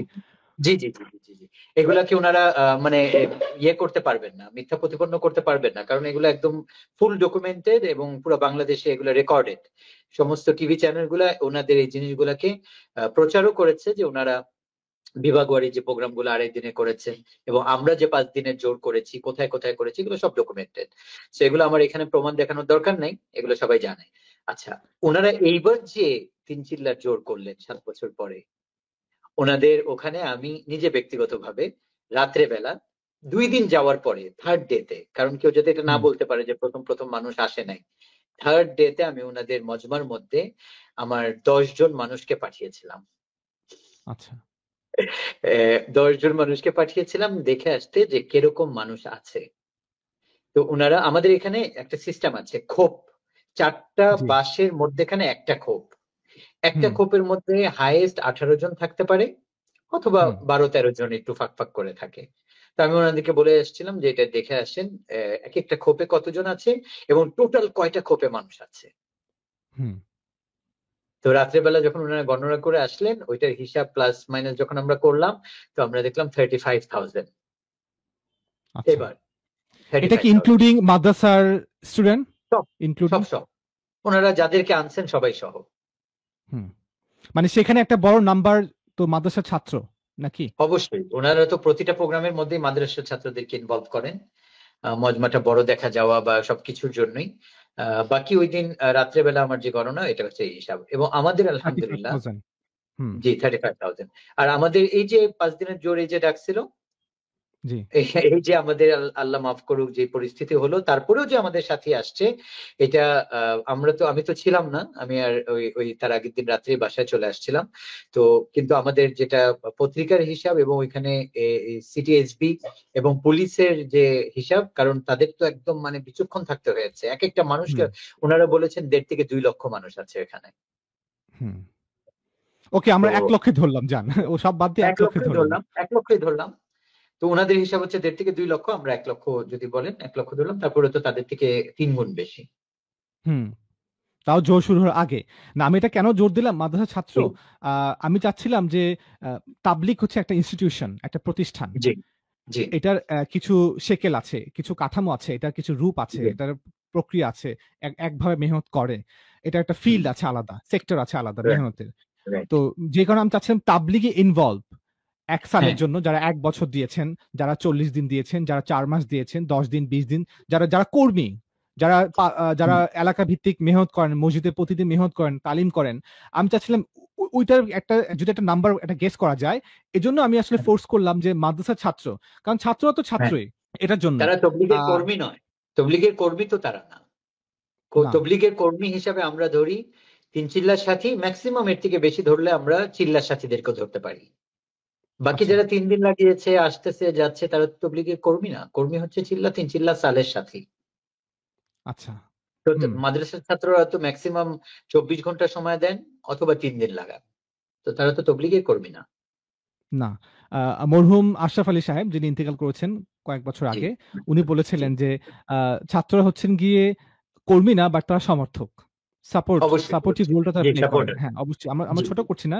কিন্তু এজন্য ইনশাআল্লাহ আমরা হয়তো ফিউচারে একটা আপনারাও চেষ্টা করবেন যে একটা তথ্য যদি দেয়া যায় মানুষের সামনে। কারণ হচ্ছে কি এটা জি। একটা বড় আর্গুমেন্ট। উনারা জুবাইরপন্থীর যে একটা ন্যারেটিভ দাঁড় করিয়েছেন যে আমরা হচ্ছি হুম, মূলধারা, কিভাবে আমরা সংখ্যায় হ্যাঁ বেশি। এখন কথা হ্যাঁ হচ্ছে সংখ্যায় বেশি, এটা কি ইনক্লুডিং মাদ্রাসা, হেফজখানা, হুম, তারপরে হুম, হুম, নাজারা সব নিয়ে? হ্যাঁ ব্যাপারটা হ্যাঁ তো এমন না। তাবলিগ একটা প্রতিষ্ঠান, তাবলিগ একটা হ্যাঁ ইনস্টিটিউশন। সরাসরি স্টেক হোল্ডার কারা, সরাসরি শেয়ার হোল্ডার কারা, আমরা ওটা দিয়ে নাম্বার কাউন্ট করব আসলে মূলধারা কারা। আচ্ছা, আরেকটা হচ্ছে গিয়ে যেটা আপনি তুললেন ওইটা আমি একটু টাচ করে যাই, যে আপনি বললেন যে বাংলাদেশের নাগরিক হিসেবে এটা আপনাদের জি অধিকার। আ জি হয়তো অনেকেই জানেন না, বা দর্শকদের মধ্যে বাংলাদেশে যিনি জন্মগ্রহণ করেছেন তিনি বাই হুম, বর্ন বাংলাদেশের জি মালিকানার অংশীদার। তিনি বাংলাদেশের আচ্ছা। মালিক। প্রত্যেকটা হুম হুম নাগরিক হুম। বাংলাদেশে, তারা প্রজা না, তারা নাগরিক। প্রত্যেকটা হুম, নাগরিক বাংলাদেশের মালিকানার বাংলাদেশের অংশ। মালিক। জি, রাইট। তো আমি যখন কোনো দাবি করব এটা মালিক হিসেবে, নট লাইক আমি এখানে রাইট ভাড়াটিয়া। So right. জুবাইরপন্থীরা বাংলাদেশের ভাড়াটিয়া না, সাদপন্থীরাও ভাড়াটিয়া না। তো আমরা জি। প্রত্যেকে দাবি করব নাগরিক হিসেবে, মালিক হিসেবে। তখন যেহেতু হুম, আমরা মালিকরা মিলে একটা নিজাম দাঁড় করিয়েছি যেখানে সরকার প্রধান থাকেন, প্রশাসন থাকেন, জি, তারা জি, প্রত্যেক মালিকের যৌক্তিক দাবিগুলোকে একটা সলিউশন করবেন, জি, মালিক হিসেবে আমাদেরকে দিবেন। সো আমরা কোনো ভাড়াটিয়া না। আচ্ছা, তো রাইট। এখন পিনাকি ভট্টাচার্যের মুখ দিয়ে যে কথাটা বলালেন জুবাইরপন্থীরা একটা স্ক্রিপ্ট পাঠিয়ে দিয়ে, এটা আমার হ্যাঁ, ধারণা, হ্যাঁ, আমি ভুল হতে পারি, কিন্তু জি, জি। যেভাবে উনি আমারও বলেছেন, এটাই ধারণা। যে যেভাবে উনি বলছেন অ্যাজ ইফ জুবাইরপন্থী কেউ বলছেন। যদি কেউ বলে থাকেন যে ভাই আপনিও সাতপন্থী, তো আমি তাকে ওয়েলকাম করব, লাইভের শেষে আপনি আসবেন, আপনার ওয়েলকাম। আমার কোথায় ভুল, কোথায় মনে হচ্ছে আমি যৌক্তিক অযৌক্তিক ভাবে শুধু সাপোর্ট করেই যাচ্ছি, যদিও এটা সত্য হ্যাঁ, নয়। আচ্ছা, তো এখন ওকে। ওনার যে প্রথম দাবি ছিল তাবলিগের ভিতরে যাদেরকে জুবাইরপন্থী বলা হচ্ছে তারাই হচ্ছে তাবলিগের মূল ধারা, কারণ হুম, হুম, তারা হুম, সংখ্যায় বেশি। এখন এই হুম। সংখ্যার মধ্যে উনি এনেছেন সমাজের অধিকাংশ মানুষ তাদের সাথে। সো এটা আমরা মোটামুটি ডিবাঙ্ক করলাম, বাট ইন ফিউচারে আমরা উইথ নাম্বারস, আমরা নাম্বারস দিয়ে প্রমাণ করবো ইনশাআল্লাহ। যদিও আজকে জি, আপনি একটা ইনশাআল্লাহ। নাম্বার দিয়েছেন 35,000 জি। Against atleast 1 lakh people. উনি বলেছেন তাবলিগের ভেতর যাদেরকে এতাআতি বা সাতপন্থী বলা হইতেছে তারা হুম, আওয়ামী ফ্যাসিবাদের অংশ। সো এটা হ্যাঁ, সব থেকে, এই পুরো ভিডিওর মধ্যে সব থেকে বড় যে অভিযোগ করা হচ্ছে আপনাদের বিপক্ষে, সেটা হচ্ছে কি আপনারা আওয়ামী ফ্যাসিবাদের অংশ। এক্স্যাক্টলি উনি এই ওয়ার্ডটাই উনি বলেছেন, আমি হুবহু লিখেছি। আচ্ছা, শুধু আচ্ছা, এটা আচ্ছা। না, আপনারা হচ্ছেন গিয়ে আওয়ামী ফ্যাসিবাদের অংশ তো বটেই, আওয়ামী ফ্যাসিবাদের সহচর এবং ভারতপন্থী হিসেবে আপনারা পরিচিত। তো আচ্ছা, এবং এরপরই বলেছেন এই পক্ষের সাথে, আপনাদের সাথে যারা আছেন তাদের বড় অংশই সেকুলার এডুকেশনে শিক্ষিত। তো এখন ওকে। এটা হচ্ছে ওনার সেকেন্ড দাবি যে আপনাদের প্রবলেম কি, আপনাদের রোগটা কোথায়, সমস্যাটা কোথায়, সেটা হচ্ছে গিয়ে আপনাদের সাথে আছেন অধিকাংশ হ্যাঁ, হচ্ছে কি সেকুলার এডুকেশনে শিক্ষিত। তো ওকে, এখন ব্যাপারটা কি হ্যাঁ, এমন, আপনি তো আমাকে জানাবেন উইথ ডেটা, যে ব্যাপারটা কি ওকে। এমন যে পন্থীদের মধ্যে অধিকাংশ কি সেকুলার এডুকেশনে শিক্ষিত দীক্ষিত নয়? ওখানে সবই হচ্ছে গিয়ে মাদ্রাসা পড়ুয়া ছাত্র, লাইক যারা, অর্থাৎ যত সাথী আছে জুবাইরপন্থীদের কাছে ১ সালের, জি, ৪ মাসের, ৪০ দিনের, ১০ দিনের, হ্যাঁ। ২০ দিনের, ৩ দিনের, ওখানে কি সবই মাদ্রাসার ছাত্র? ওখানে সেকুলার নাই নাকি উভয় ক্ষেত্রেই, মানে তাবলিগ তো করে সাধারণ নাকি? একটু আমাকে একটু ক্লিয়ার করবেন। Right. না, তবলিগের মানে একটা হচ্ছে দাওয়াত ও তবলিগের মেহনত, আর একটা হচ্ছে তালিম ও তাআল্লুমের মেহনত। হযরত মাওলানা ইউসুফ সাহেব রাহমাতুল্লাহ বলতেন একই পাখির দুইটা ডানার মতো, কিন্তু দুইটা মেহনত ভিন্ন। তালিম ও আচ্ছা। তাআল্লুম হচ্ছে মাদ্রাসাওয়ালাদের জন্য, যাদের মধ্যে তলব আছে। আর দাওয়াত ও তবলিগ হচ্ছে গैर তালিবিনদের জন্য, যাদের মধ্যে তলব নাই। তো দাওয়াত আচ্ছা। ও তবলিগের মেহনতের পটভূমি তো ভিন্ন। গैर তালিবিনদের মধ্যে মেহনত করতে হবে যাদের মধ্যে তলব নাই। হুম। যারা দুনিয়াবি পড়ালেখার মধ্যে যাদের তলব আছে, যারা দুনিয়ায় বড় হওয়ার মধ্যে যাদের তলব, তাদেরকে ওই তলব পরিবর্তন করে তাদেরকে তালিবিন বানাইতে হবে, তাদেরকে আল্লাহর সাথে সম্পর্ক করে দেবে। এটা দাওয়াত তবলিগ। তো এটা তো জেনারেলি তবলিগের মেহনতটা তো জেনারেল পিপলদের জন্য, হুম। যারা জেনারেল নলেজ রাখে তাদের মধ্যে এই মেহনতটা বেশি। এবং উলামা একরাম যারা আছেন ওনারা তো আলহামদুলিল্লাহ কোরআন এবং হাদিসের লাইনে পারদর্শী। ওনারা তো দাওয়াতের মেহনত, তাবলীগের মেহনত, তাসনিফের মেহনত, তারপরে তাজকিয়ার মেহনত, ওনারা তো এগুলো করতেছে। তো ওনাদের কাছে তো আমাদের আর যাওয়ার সেরকম একটা দরকার নাই। হ্যাঁ, ওনাদের কাছে আমরা যাব দোয়া নেওয়ার জন্য, ওনাদের কাছে যাব আমরা শেখার জন্য, ওনাদের কাছে আমরা যাব ওনাদেরকে নিজেদের রাহবার বানানোর জন্য। ওনাদেরকে তো আমরা তবলিগের মধ্যে নিয়ে হুজুর চলেন তবলিগে, আপনি তবলিগ করেন না, এগুলো তো আমরা ওনাদেরকে বলবো না। তো তবলিগ তো আসলে মূলত জেনারেল পিপলদের জন্য। তো ওই জায়গায় তো যদি উনি যে কথা বলে থাকেন আমাদের সাথে হুম। জেনারেল পিপল বেশি আছে, তাহলে তো আমরা সাকসেস। জি, মানে উনি এক জায়গাতে বললেন সাধারণ মানুষের একটা বড় অংশ হচ্ছে গিয়ে কাদের সাথে? জুবাইরপন্থীদের সাথে। আবার এখানে বলছেন যে আপনাদের এখানে জেনারেলরা বেশি। ইট দুইটা কন্ট্রাডিক্ট ইটসেলফ। কথা তো কন্ট্রাডিকশন হয়ে গেল, কন্ট্রাডিক্ট হয়ে গেল। এটা কিভাবে কি বললেন? হুম। প্রভাবশালী কিছু মানুষ তাদের সাথে আছে, আল্লাহ হেফাজত করেন আমাদেরকে। এই বিভাজনের আগের থেকেই ওনারা টার্গেট করে তবলিগের মধ্যে যারা প্রভাবশালী তাদেরকে হাত করে ফেলেছিলেন, যেটা আমরা জানতাম না। আচ্ছা। যার কারণে আমাদের প্রভাবশালী হয়তো ওরকম আমাদের কাছে মানুষ নাই, যার কারণে আমরা সবসময় মজলুম। আমরা আমাদের হক পাচ্ছি না, আমাদের দাবি দাবা কোনো আমরা আদায় করতে পারতেছি না। অনেকগুলা কারণের মধ্যে একটা কারণ এটা, যে তারা আগে থেকে প্রভাবশালী ব্যক্তিদেরকে নিজেদের আওতাভুক্ত করে ফেলেছিলেন। আর আমরা এটা কখনো চিন্তাও করি নাই, যার কারণে আমাদের সাথে জেনারেল ম্যাস পিপল যারা তবলিগের মেহনতের সাথে গরিব, অসহায়, দুর্বল, এবং আমরা এটা জানি যে অসহায় দুর্বলের সাথে আল্লাহ তাআলা থাকেন। তো আমাদের কোনো আফসোস নেই, আলহামদুলিল্লাহ। পিনাকি ভট্টাচার্য যদি এটা বলে থাকেন তাহলে সঠিক বলেছেন। আচ্ছা, তো আমি একটু আগে দেখালাম যে পিনাকি ভট্টাচার্য ক্লিয়ারলি বললেন, ডিরেক্টলি বললেন যে আপনারা হচ্ছেন গিয়ে আওয়ামী পন্থী, আওয়ামী ফ্যাসিবাদের অংশ, আওয়ামী ফ্যাসিবাদের সহচর এবং ভারতপন্থী। এখন আমার কথা হচ্ছে গিয়ে, তাহলে আপনারা কেন ব্যর্থ হলেন 2017 থেকে 18 থেকে একবারও প্রথমে ইজতেমা করতে পারলেন না? এই ব্যর্থতা কেন আসলে? আপনারা এটাই তো তার প্রমাণ, এটাই তো তার প্রমাণ যে ওনার দাবিটা মিথ্যা। আমরা যদি আওয়ামী লীগের দোসর হতাম তাহলে তো আমরা প্রথমবার ইজতেমা করতাম। আমরা যদি আওয়ামী লীগের দোসর হতাম তাহলে তো সর্বপ্রথম ইন্ডিয়া থেকে মৌলানা সাদ সাহেবকে আমরা আনতে পারতাম। আমরা যদি আওয়ামী লীগের দোসর হতাম তাহলে তো কাকরাইল মসজিদ পুরো বছর তারা ব্যবহার করে, আমরা মাসে 2 সপ্তাহ, তাও একটা পার্ট। তার মানে আওয়ামী লীগের আচ্ছা দোসর কারা? তারাই তো আওয়ামী লীগের দোসর হওয়ার কথা। আচ্ছা, আপনি যে বললেন যে মার্কাজের একটা অংশ তারা সারা বছর দখলে রাখে, আর তারা আর বাকি অংশটা হচ্ছে কি আপনারা 2 সপ্তাহ, তারা 4 সপ্তাহ, ব্যাপারটা একটু ক্লিয়ার করবেন? মানে কেন একটা অংশ তারা সবসময় দখলে রাখে? একটা অংশ তারা ওইটাকে মাদ্রাসা, যখন আমরা একত্রে ছিলাম তখন একটা সাইডে ছোট একটা মাদ্রাসা ছিল হুম এবং আরেক সাইডে কাকরাইল মসজিদ এবং তারপরে অন্য আমলগুলা হতো। তো যখন বিভাজন হয়ে যায় তো প্রথমে তো ওনারা মাদ্রাসায় চলে যান, কাকরাইলের বাদ দিয়ে একদম। ওনারা 2-3 সপ্তাহ মাদ্রাসায় বসে থাকতেন, ওনারা আর আসতেন না আমাদের কাকরাইলের সমস্ত আমলে। হুম পরবর্তীতে ওনারা এই মানে আপনি যদি এখন বলেন, দেখেন ফ্যাসিস্ট সরকার যখন এটা ভাগ করলো ওনাদেরকে দিল হচ্ছে 1 মাস, আমাদেরকে দিল 2 সপ্তাহ, আর তাও মাদ্রাসা পুরাটা ওনাদেরকে দিয়ে দিল আর আমাদেরকে মাদ্রাসার মধ্যে কোনো অংশই দিল না। অথচ আমাদের সাথে ওলামা একরাম কোনো অংশে, কাকরাইলের মার্কাজের মধ্যে আমাদের ওলামা একরাম কোনো অংশে কম নয়, হুম বরং বেশি ছিল আমাদের সাথে। তারপরে এই ফ্যাসিস্ট সরকার তাদেরকে দিয়েছে কারণ তারা ফ্যাসিস্ট সরকারের সম্পর্ক বা কোনো কারণে তাদের সাথে কোনো লিঙ্ক আপ ছিল, এটা তো তারাই বলবে, আমি কাউকে দোষারোপ করব না বা আমি যেটার প্রুফ আমি দিতে পারবো না আমি কথা বলবো না। কিন্তু প্রমাণ যেটা হয় কার্যকলাপ কলাপ দিয়ে, সেটা হচ্ছে যে তারা ফ্যাসিস্ট সরকার থেকে সমস্ত রকম আহ যেগুলো আমরা পাই নাই তারা সবকিছু পেয়েছে, আর আমরা মজলুম ছিলাম। এটাই। আর যদি এমন হয় যে সত্যি আপনারা আওয়ামীপন্থী, আওয়ামীদের দোসর এবং তাদের সহচর এবং তাদের অংশ এবং ভারতপন্থী, তাহলে বলবো আপনারা আসলে ব্যর্থ আওয়ামীপন্থী, আপনারা ব্যর্থ আওয়ামী সহচর, আপনারা হচ্ছেন ব্যর্থ ভারতপন্থী।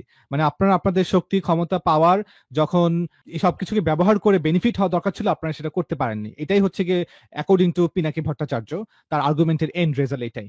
এই তৃতীয় পক্ষের কথা বললেই যে প্রথম যে আর্গুমেন্টটা আসে সেটা হচ্ছে গিয়ে, আপনি কেন বলছেন যে ওলামা একরাম তৃতীয় পক্ষ?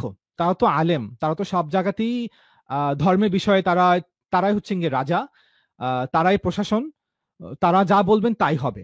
সো যত ধর্মীয় প্রতিষ্ঠান আছে তারা বাধ্য আলেমদের কথা শুনতে মানতে। অতএব তারা তৃতীয় পক্ষ নয়, তারাই হচ্ছে মেইন পক্ষ, প্রধান পক্ষ। আপনি কি বলবেন? অবশ্যই ওলামা একরাম এই কাজের রাহবার এবং ওলামা একরাম এই কাজের পথপ্রদর্শক এবং ওলামা একরাম আমাদের মাথার তাজ। আমাদের হযরতজি হযরত মাওলানা সাদ সাহেব দামাত বরকাতুহুম সবসময় বলেন, ওলামা একরামের জিয়ারতকে ইবাদত সমঝো, মানে ওলামা একরামের সাথে সাক্ষাৎ করাকে ইবাদত মনে করো। এত বড় একটা সম্মানিত কথা যেটা আমি পৃথিবীর আর কোনো আলেমের মুখে শুনিনি। আমি জানি না আলামিন ভাই আপনি শুনেছেন কিনা, না, যে আমি ওলামা এর বাইরে একরামের কখনো শুনিনি। জিয়ারতকে ইবাদত মনে করো। কত বড় জিনিস! এখনো প্রতিদিন ওনার বয়ানের মধ্যে এই অংশ। আল্লাহ আমাদেরকে হেফাজত করেন, আল্লাহ আমাদেরকে হেফাজত করেন। ওলামা ইকরামের শানে সামান্য পরিমাণ কোনো গুস্তাখি হওয়া, এটা ঈমান চলে যাওয়ার আশঙ্কাও অনেক সময় থাকে। এজন্য আমি কখনোই আলহামদুলিল্লাহ, উনি আমাদের পক্ষে কথা বলুক বা উনি আমাদের বিপক্ষে কথা বলুক, আমি এটা কখনো পছন্দও করি না বা বলিও না যে কোনো আলেমকে অসম্মান করে কথা বলা বা তার ব্যাপারে মুখ খোলা বা তাকে কোনো আহ ছোট করে দেখার অবকাশ আমাদের নাই। আমি এই কথাও বলি যে কোনো আলেমের মধ্যে যদি কোনো কমি থাকে বা আমি দেখে ফেলি, তাহলে আমি আমার মুখ বন্ধ করে ফেলবো এবং তার মধ্যে কোরআন আর হাদিসের ইলম থাকার কারণে তাকে আমি সম্মান করব। এটা হচ্ছে ওলামা একরামের শান। এখন এই দাওয়াতের তবলিগের মেহনতের মধ্যে ওলামা একরামের যে রাহবারি, ওইটা নিয়ে আমাদেরকে চলতে হবে। বাকি দাওয়াতের তবলিগের মেহনতের ডিসিশন মেকার এটা হচ্ছে যারা এই দাওয়াত তবলিগের ময়দানে সময় দিবে, তারা হচ্ছে ডিসিশন মেকার। যেটা হয়তো মৌলানা এনামুল হাসান সাহেব রহমতুল্লাহ আলী, আচ্ছা আমার না চার্জে লাগিয়েছি তারপরে 1% চার্জ আছে, যে কোনো সময় আল্লাহ জানি না বন্ধ হয়ে যেতে পারে। যদি বন্ধ আচ্ছা, হয়ে যায় তাহলে বন্ধ হয়ে যাবে, আর না হলে চলতে থাকবে ইনশাআল্লাহ। ওকে। জি। তো আহ ওলামা ইকরাম আমাদেরকে রাস্তা দেখাবেন, কিন্তু ডিসিশন মেকার আমাদের তবলিগের পুরান সাথীরা বা তবলিগে যারা সময় দিয়েছে, জানমাল লাগিয়েছে। কারণ ওইটাও দিনের মেহনত, তবলিগও দিনের মেহনত, মাদ্রাসাও দিনের মেহনত, খানকাও দিনের মেহনত, এই সবই দিনের মেহনত। কিন্তু যে যেটার মধ্যে বেশি সময় দিবে, ওইটার গভীরতা, ওইটার জ্ঞান তার কাছে বেশি থাকে, ওই ব্যাপারে ডিসিশন সে নিবে। এখন কোনো মাদ্রাসাওয়ালা যায় কোনো খানকায় এটা বলে না যে এই জায়গায় আমি আলেম আসছি, এই জায়গায় ডিসিশন সব আমি নিব, কেমনে আপনারা জিকির করবেন, কেমনে আপনারা বসবেন, এটা কোনোদিন বাইরের থেকে যায় কোনো মাদ্রাসাওয়ালা খানকাওয়ালাদেরকে বলবে না। আর বললেও এটা মানবে না। কোনো খানকাওয়ালা এসে কোনো মাদ্রাসায় বলবে না এই তোমরা সবক এইভাবে পড়বা, এতটা সময় উঠবা, এতটা সময়, এটা হবে না। উনি অবশ্যই উনিও দিনের আলেম, দিনের মেহনত করতেছেন, ইনিও দিনের মেহনত করতেছেন, কিন্তু তাদের মেহনতের পটভূমিটা ভিন্ন। হুম সবাই সবাইকে সহযোগী হবে, সবাই সবাইকে সম্মান করবে, কিন্তু ডিসিশন ওই যেই সেক্টরে যে যেভাবে মেহনত করতেছে ওই জায়গায় ডিসিশন তারা নিবে। তো উলামা ইকরাম যারা আছেন, যারা মাদ্রাসা নিয়ে আছেন, আমাদের তবলিগের মধ্যে আলহামদুলিল্লাহ লক্ষ লক্ষ, ও আজিব, হিন্দুস্তানের 2.5 লক্ষ 2,35,000 সাল লাগানোওয়ালা উলামা ইকরাম নিজামুদ্দিনের সাথে, ইউ ক্যান দুই লক্ষ বিলিভ ইট। পঁয়ত্রিশ হাজার দুই লক্ষ 2 লক্ষ, পঁয়ত্রিশ এটা হাজার আলেম। কালকের হিসাব, হ্যাঁ, 2,35,000 সাল লাগানেওয়ালা আলেম আচ্ছা। নিজামুদ্দিনের, শুধু ইন্ডিয়া, নিজামুদ্দিনে, হুম। নিজামুদ্দিনের সাথে পুরা পৃথিবীতে। আচ্ছা, এটা গোটা পুরো পৃথিবীর যত সাথী সার লাগানো। পুরা পৃথিবী, জি জি, আচ্ছা। পুরা পৃথিবীর 2,35,000 ওলামা একরাম নিজামুদ্দিনের সাথে। এটা গতকালকে এই হিসাবটা আসছে আমাদের আচ্ছা। নিজামুদ্দিনে। গত 4 দিন আগে বা 3 দিন আগে আমাদের ওইখানে আলমী মাসওয়ারা শেষ হলো। ওই আলমী মাসওয়ারায় পুরো পৃথিবীকে বলা হয়েছিল যে আপনাদের কোন দেশে কতজন আলেম সাল লাগানো আমাদের নিজামুদ্দিনে মার্কাজের সাথে আছে, ওইটার হিসাব নিয়ে আসবেন। তো 2,35,000 এটা আসছে। তৃতীয় পক্ষ হচ্ছে তারা যারা এই জায়গায় উঠে পড়ে এসে নিজেদের আহ নিজেদের ক্ষমতা চালানোর চেষ্টা করবে, অথবা উঠে পড়ে এসে এই জায়গায় নিজেরা ডিসিশন মেকার হয়ে বসার চেষ্টা করবে, তারা তৃতীয় পক্ষ। এটা আপনি হুম। কোনো মাদ্রাসায় যায় যদি কেউ এটা করে, তাহলে সে ওই জায়গায় তৃতীয় পক্ষ। বা কোনো খানকায় যায় যদি অন্য কোনো বাইরের মাদ্রাসার কোনো হুজুর যায় করে, তাহলে সে ওই জায়গায় তৃতীয় পক্ষ বা দ্বিতীয় পক্ষ বলতে পারেন। ঠিক এরকম হুম। তবলিগের মেহনতের মধ্যে ডিসিশন মেকার যারা তবলিগের ওলামা একরাম আছেন, তবলিগে জানমাল লাগাইছেন সারা জীবন ধরে, 30 বছর, 40, 50 বছর থেকে, এবং যে তবলিগের সাথীরা সাধারণ সাথী এই মেহনত করছেন, তারা এখানকার ডিসিশন মেকার হওয়ার অধিকার রাখে, না কি অন্য কোনো ক্ষেত্র থেকে কেউ এসে এখানে। অবশ্যই ওনারা রাহবারি করবেন, মাশওয়ারা দিবেন, ওনারা আমাদের মাথার তাজ, কিন্তু ডিসিশন মেকার তারাই হবেন যারা এই জায়গায় সময় দিবেন এবং যারা জানমাল এখানে লাগাবেন। এটা যুক্তিসঙ্গত কথা আচ্ছা, আমার কাছে মনে হয়। তাবলিগ একটা ইনস্টিটিউশন, একটা প্রতিষ্ঠান।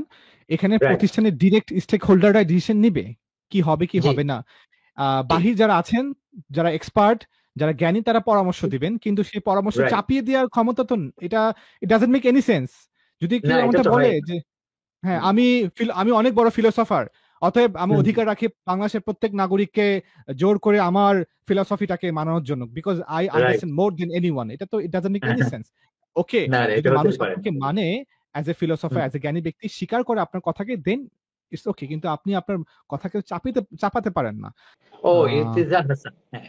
যে ইনি এই লোকটা 2012, 2012 কি 11 পর্যন্ত তবলিগের মেহনত খুব ভালো মতো করতেন। কিন্তু হুম। পরবর্তীতে উনি তবলিগের মেহনত বাদ দিয়ে উনি পলিটিক্স শুরু করেন, এবং তবলিগের মেহনতে ওনার কোনো অংশ নাই, বা উনি কোনো তবলিগের মুরব্বীও না, বা তবলিগের ব্যাপারে তার কোনো পার্টিসিপেশন তেমন একটা ছিল না 2012 পর থেকে আমি যেটা দেখেছি।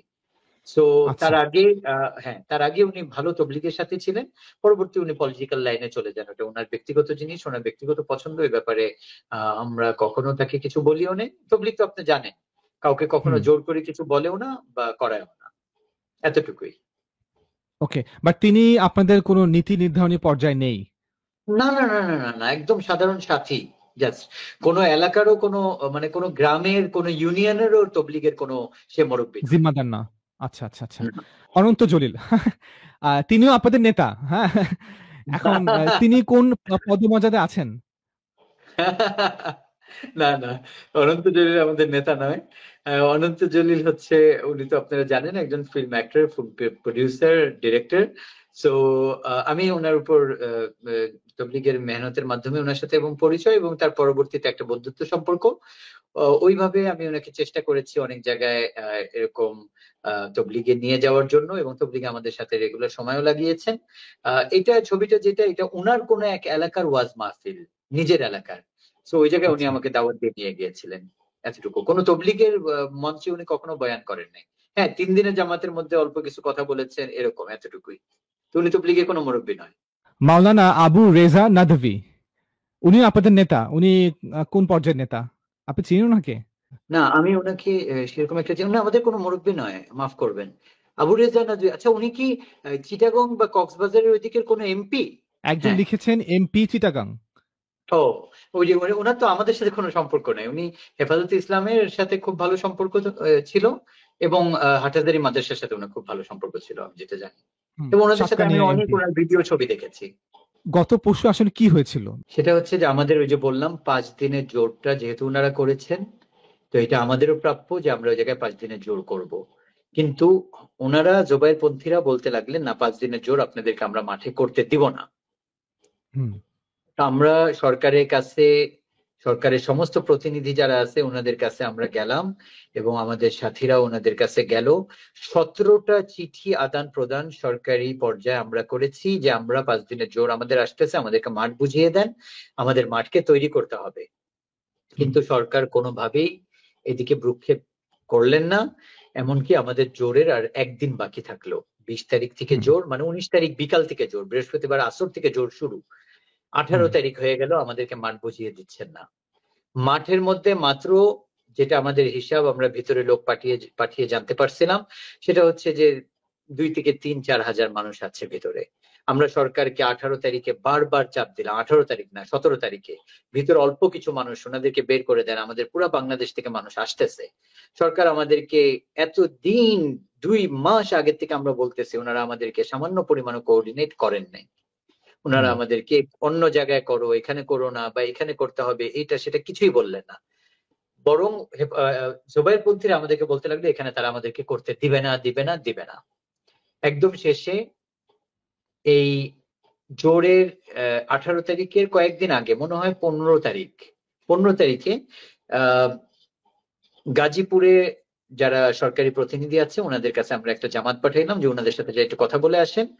ওই জায়গায় ওই মিটিং এর মধ্যে আমাদের জামাতের সাথীরাও গেল, ওনারাও জুবায়েরপন্থীরাও গেল, এবং জুবায়েরপন্থীদের সাথে মনে হয় আমাদের কিছু ওনাদের মানে চিন্তা চেতনা কিছু আলেম ওলামা গেলেন।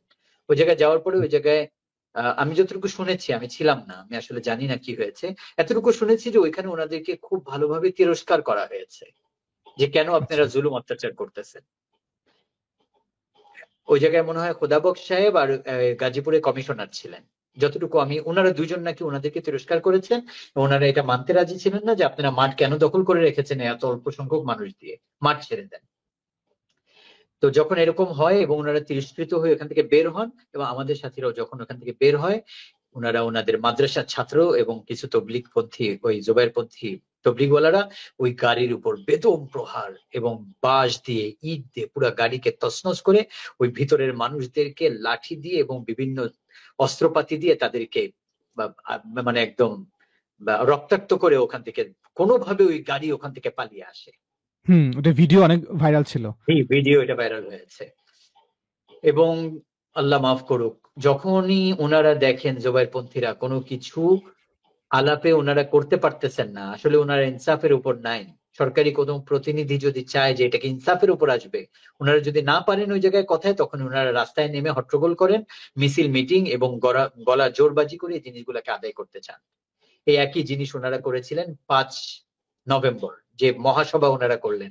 এটারও অনেক বড় একটা কারণ ছিল ওনাদের এই জুবায়েরপন্থীরা এবং ওনাদের সাথে ওনাদের চিন্তা চেতনা মিলে এরকম আলেম ওলামাদেরকে নিয়ে ওনারা গিয়েছিলেন আমাদের উপদেষ্টাদের সাথে একটা মিটিং করতে, যেখানে আমাদেরকে যাতে করে জোর করতে না দেওয়া হয় এবং বিভিন্ন হুম। কথা। তখন উপদেষ্টারা আসলে বেশিরভাগ বলেছিলেন না, এটা হবে না, আপনারা, ওনারাও করলে আপনারাও করবেন সমান সমান।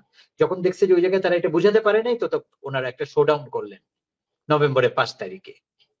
যখনই ওনারা আচ্ছা। টেবিলে বুঝাতে ব্যর্থ হন, ওনারা রাস্তায় নেমে যান। আচ্ছা। আর এই জায়গায় যখন ওনারা গাজীপুরের কমিশনার আর খোদাবক্স সাহেবকে বুঝাতে ব্যর্থ হলেন, তারা রাস্তার মধ্যে অ্যাটাক করলেন, আমাদের সাথীদেরকে আহত করে আইসিইউতে পৌঁছায় দিলেন। তারপরে যখন ওনারা এই লাস্টে 18 তারিখে আমাদের পুরা সাথীরা আসা শুরু করলো, দেখলো যে সরকার তো এদেরকে বাধা দিতেছে না, 5,000 মানুষ নিয়ে তারা পুরো মাঠ দখল করে রাখছে, যেখানে 15-20 লক্ষ মানুষের জায়গা। আর আমাদের এত মানুষ আসতেছে, আর আমরা বারবার বলতেছি আমাদের পুরা মাঠ না দিলেও আমাকে একটা সাইড দেন, আমাদের মাত্র 3 থেকে 3.5 লাখ মানুষ আসতেছে, একটা সাইডে আমাদের ইজতেমা হয়ে যাবে, আপনারা যেদিকে থাকতে চান থাকেন। ওনারা কোনো অবস্থাতেই রাজি হলেন না। বলতে বলতে বলতে বলতে আমাদের মুখে ফেনা চলে আসলো। তারপরে যখন একদম আমাদের সাথীরা আসা শুরু করলেন, আমি হাসনাত এবং সার্জিতের সাথে আমার একটু সম্পর্ক ছিল, যার কারণে আমি ওনারা আমাকে ফোন দিলেন, আমি ওনাদেরকে আসতে বললাম। আমি হাসনাত এবং সার্জিতের সাথে খুব রাগ করেছিলাম, হাসনাতের সাথে, যে আমরা 2 মাস থেকে বলতেছি আমাদের মাঠ, আমাদের মাঠ, আমাদের জোর, আমাদের তবলিগের প্রবলেম সলভ করো, ফোন ধরে নাই, কথা বলে নাই। আমি প্রচন্ড রাগ করেছিলাম হাসনাতের সাথে, যে এখন আমি কোনো কথা শুনবো না, এখন আমি কোনো কথা জানি না, এখন যখন আমাদের ওয়ালে পিঠ থেকে গেছে, এখন তুমি বলতেছো দেখা করতে আসবা। সে 7 থেকে 8 মিনিট বলে যে একটু দেখা করতে আসি, কোথায় আছে বলেন, আসি আসি আসি। পরে হাসনাত সার্জিস ওনারা 15 জন আসলেন। 15 জন আসার পরে আমরা বসলাম, বসে তো আলহামদুলিল্লাহ খুব সুন্দর একটা পরিবেশের মধ্যে ফয়সলা এটা হলো যে আমরা মাঠে ঢুকবো, ফজর নামাজ মাঠের ভিতরে পড়বো। এটা লাইভ ভিডিও, আপনারা লাইভ ভিডিও না, এটার ভিডিও রেকর্ডিং আমি আপলোড করেছি, বিভিন্ন চ্যানেল করেছে, ওটা দেখবেন। একদম ওনারা থাকা অবস্থায় মাওলানা আব্দুল্লাহ আমাদের পিছনে দাঁড়ায় বললো, ইনশাআল্লাহ আমরা ফজরের নামাজ ইয়েতে পড়বো ইনশাআল্লাহ। তারাও দাঁড়িয়ে বললো ইনশাআল্লাহ। এবং তারপরে ওনারা এখান থেকে বের হয়ে কাকরাইলে গেল, যে ওনাদেরকে আমরা বুঝে আপনাদের বলবো 25 তারিখ আপনারা বের হয়ে যাবেন, এটা কনফার্মেশন নিয়ে আমরা যাচ্ছি। ওনারা গেলেন। আমরা তার আগে 4 রাত অনেক পেরেশান ছিলাম, আমিও ঘুমাতে পারিনি। কিন্তু ওই যে সার্জিসরা আসলো, আমরা আলহামদুলিল্লাহ ওখান থেকে সার্জিসদের সাথে আমিও বের হয়ে গেলাম। রাত্রে 1:05 17 তারিখ রাত্রে 1:05 আমি বের হয়ে গেছি। আমি ধানমন্ডি আমার বাসায় চলে আসছি। আমার বাবা ওই দিন রাত্রে আগেই চলে গেছেন, 10টায় আব্বু বের হয়েছেন ইয়ের থেকে, টঙ্গী, আমাদের টঙ্গী যে মার্কাজ আছে ওখান থেকে। 11টার 5-6 মধ্যে আমার বাসায় ঢুকে গেছেন। এগুলো সব রেকর্ডেড, আমরা ওখানে ছিলামও না, জানিও না। আর আমরা এসে নিশ্চিন্তে 5-6 রাত পরে একটু ঘুমালাম, যে আলহামদুলিল্লাহ সার্জি স্যার ওরা দায়িত্ব নিয়েছে, কথাও দিয়ে গেছে, আমরা ফজরের আগের পরে ঢুকবো, অথবা 11টার সময় আমাদের জোর এই মিটিং আছে সরকারের প্রতিনিধিদের সাথে। এবং আমরা ভিতরগতভাবে খবরও পেলাম যে আলহামদুলিল্লাহ আমাদেরকে মাঠ দেওয়ার জন্য ওনারা রাজি হয়েছে। তো আমরা নিশ্চিন্তে ঘুমিয়ে পড়েছি। আমাকে বলেন এটা কোন যুক্তিতে আসে যে আমরা যখন জানতে পারলাম সার্জিস হাসনাত আমাদেরকে কথাও দিয়ে গেল, আপনারা পুরো দেশবাসী এটা দেখলেন, এবং সরকারের উচ্চপদস্থ কর্মকর্তাদের মুখে আমরা এটা জানতে পারলাম আপনাদেরকে জন্য পজিটিভ নিউজ আছে, তখন আমরা কেন মাঠে ঢুকতে যাব রাত্রেবেলা মারামারি করে? কেন? কোনো যুক্তিতে এটা আসে না। নিজের পায়ে নিজে কুড়াল কখনো আমরা মারবো না, এত বোকা আমরা না। কিন্তু সার্জিস এবং আচ্ছা, হাসনাত বলল যে তারা যখন ওখানে কাকরাইল পৌঁছালো, এরপর তারা জানতে পারলো ফোনে যে আপনারা ওখানে মাঠে প্রবেশ করেছেন তাদের সাথে ওয়াদা ভঙ্গ করে। হ্যাঁ, এখন আমি বলি, আমাদের 15 থেকে 20,000 মানুষ চলে আসছে রাত্রে 2টা-3টার মধ্যেই। 15 থেকে 20,000 মানুষ।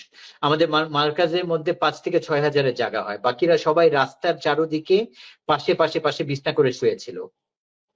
ঠিক আছে, এই শুয়ার এটা কি নদীর পশ্চিম পারে উত্তরা সাইডে।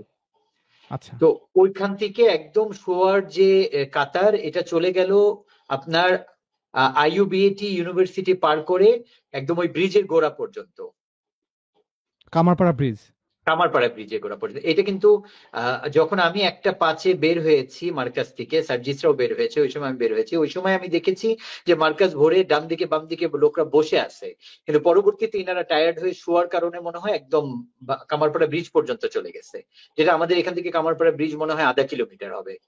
বুঝতে পারছি? আচ্ছা আচ্ছা, মার্কাজ থেকে উত্তর দিকে, নদীর পাড় ধরে উত্তর দিকে ব্রিজ পর্যন্ত চলে গেল। জি জি জি, চলে গেল। আমি যেটা জানতে পারলাম, মানে প্রায় আমাদের 200-300 সাথীর কাছে আমি জিজ্ঞাসা করে পরবর্তীতে, যে ইনসিডেন্স হলো কিভাবে, কেন মারামারির দিকে আগে বাড়লো? কারণ আমরা তো মাঠে ঢুকবোই না 11টার আগে। 11টার মিটিং শেষ হবে, তারপরে ডিসিশন হবে আমরা কি করব। কেন আমরা মাঠে ঢুকতে গেলাম? ওনারা বললো আমরা তো মাঠে ঢুকি নাই, আমরা তো ঘুমাইছিলাম। ঘুমন্ত অবস্থায় আমাদের সাথীদের উপর হঠাৎ করে ওদিক থেকে 150-200 জোবাইরপন্থীরা লাঠি, পাথর এবং ব্রিজের নিচ থেকে আগুনের গোলা, কাপড়ের মধ্যে কেরোসিন প্যাঁচে আগুন মারা শুরু করলো আমাদের ঘুমন্ত সাথীদের উপরে। আচ্ছা, মানে ব্রিজের নিচে যে একটা গ্রিন সবুজ একটা গ্রাউন্ড ছোট হালকা নদীর পাড়ে, রাইট, রাইট। ওদিক এপার থেকে ওপারে মারলো, এই তো নদীর পূর্ব পার হ্যাঁ, থেকে ওদিক পশ্চিম থেকে পারে মারলো। এদিকে মারা শুরু করলো, এবং ব্রিজের উপর থেকে ওই দিক থেকে না, এটা তো নিচের থেকে মারা শুরু করলো, এবং তার আগে ওরা আরো 1-150 ব্রিজ পার হয়ে এই পাশে চলে আসছে, যেটা আচ্ছা, ওইখানকার শত শত পুলিশ সাক্ষী। এদেরকে আমরা প্রথমবার নাকি ইনারা সাথীরা ধাওয়া করে, পুলিশ সহ ধাওয়া করে তাদেরকে ভিতরে দিয়ে আসছে। এটা 3টার দিকে মানে ওরা কামারপাড়া ব্রিজ হয়ে ক্রস আপনার করে নদীর এই নদীর পাশে ওপার চলে চলে আসছে আসছে, পশ্চিম পাড়ে চলে আসছে। আমাদের মার্কাজের দিকে অ্যাটাক করার জন্য, আমাদের সাথীদের উপরে অ্যাটাক করতেছে লাঠি দিয়ে এবং বিভিন্ন জিনিস দিয়ে। আচ্ছা, এটা আমি একজনের মুখে শুনি নাই, 200-300 মানুষের কাছে আমি জিজ্ঞাসা করছি। কারণ আমাদের মাঠ, আমরা গোল, আমাদের বল আমাদের পকেটে ছিল তখন, আচ্ছা, আমরা তো মাঠে ঢোকার প্রশ্নই ওঠে না। আচ্ছা। এখানে বলটা আপনাদের বেনিফিটেড পকেটে কেন? কারা? বলটা জি, আপনাদের পকেটে কেন? মানে কারণ বলটা আপনাদের সার্জিসরা পুরো পকেটে কেন? কথা দিয়ে গেছে, সরকারের উচ্চ পর্যায়ের প্রতিনিধিরা আমাদেরকে বলেছে ভালো নিউজ আছে আপনাদের জন্য, তার মানে আমরা মাঠ পেয়ে যাচ্ছি সকালবেলা, আমরা কেন আচ্ছা, ঢুকবো মাঠে? হুম, যেটা হয়েছে যে ওই জিনিস তারা আবার করেছে, তারা যখন দেখেছে যে সার্জিস এদের সাথে, হাসনাত এদের সাথে, উপদেষ্টারাও তাদের সাথে, পজিটিভ নিউজ তাদের জন্য আছে, তো তারা চিন্তা করলো এটাকে নষ্ট করার জন্য কি করতে হবে, যেরকম আগেও তারা করেছে আমাদের গাড়ির উপর আক্রমণ, আগেও তারা করেছে নভেম্বরের 5 তারিখে গোল টেবিলে না পেরে ওই জায়গায় শোডাউন দেখানো, এই জায়গাও তারা এসে আক্রমণ করলো যাতে করে একটা বিশৃঙ্খলা লেগে যায় আর যাতে করে সব পণ্ড হয়ে যায়। কেন তোমরা বলেছিলে না যে ফজরের নামাজ পড়বে? অর্থাৎ আপনাদের সার্জিস ওই সময় থাকা অবস্থায় আপনারা বলেছেন আমরা হ্যাঁ, ফজরের নামাজ পড়বো মাঠে গিয়ে। হ্যাঁ, রাইট। কারণ সার্জিস আমাদেরকে বলেছিল যে ভাই আমরা ওইখানে যাই ডিসিশন জানাচ্ছি, তো যদি ওরা ডিসিশন জানার দিত তাহলে আমরা ফজর পড়তাম, আর আচ্ছা, যদি ওরা ডিসিশন না জানাইতে পারতো তাহলে তো আমাদের আগের থেকেই ডিসিশন ছিল যে 11টার পরে, মিটিং এর পরে আমরা ডিসিশন নিব কি করব। আচ্ছা। মানে অফিসিয়ালটা রাইট, সকালে হওয়ার কথা ছিল, আনঅফিসিয়ালি হ্যাঁ, ফজরের সময়।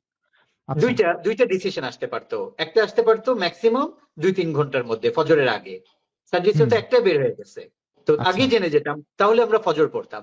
আর যদি সার্জিসে কোনো ডিসিশন না জানাইতো তাহলে 11টা মিটিং হতো, যেটা আগের ডিসিশন ছিল আমাদের, 11টা পরে আমরা ডিসিশন নিব যে আমরা কি করব, জোর করব নাকি করব না, মাঠে যাব নাকি যাব না, দিয়াবাড়ি বলতেছে দিয়াবাড়িতে নাকি করবোই না, ডিসিশন পরে হবে। আচ্ছা, এটা তো ক্লিয়ার জিনিস, ক্লিয়ার ভিউ। আমাদের এখানে লাভ নাই, অ্যাটাক করে তো আমরা ক্ষতির মধ্যে পড়বো, আমরা কেন অ্যাটাক করব?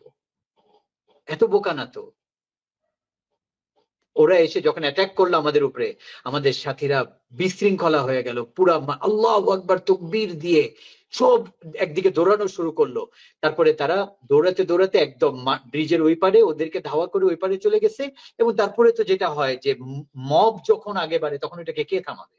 তারপরে মৌলানা আব্দুল্লাহ অনেক থামানোর চেষ্টা করছে কিন্তু উনি পারেন নাই। আচ্ছা। তখন পাল্টা ধাওয়া দিয়ে আপনার ব্রিজ ক্রস করে আপনার যে বিদেশি তারাও আমাদেরকে কামিয়াল। ধাওয়া করেছে, হঠাৎ করে তারাও আমাদেরকে আচ্ছা, আমাদের সাথীরা পিছনে গেছে একবার শুনেছি, আবার সামনে গিয়েছে 2-3 বার এরকম হওয়ার পরে একবারে যায় ওদিকে যাওয়ার পরে ভিতরে ঢুকে গেছে। তো বিদেশি টেন্টের গেট দিয়ে আমাদের সাথীরা ভিতরে ঢুকেছে, ওইখানে বেশি মানুষ ছিল না, ওই জায়গায় এত হতাহত হয়নি।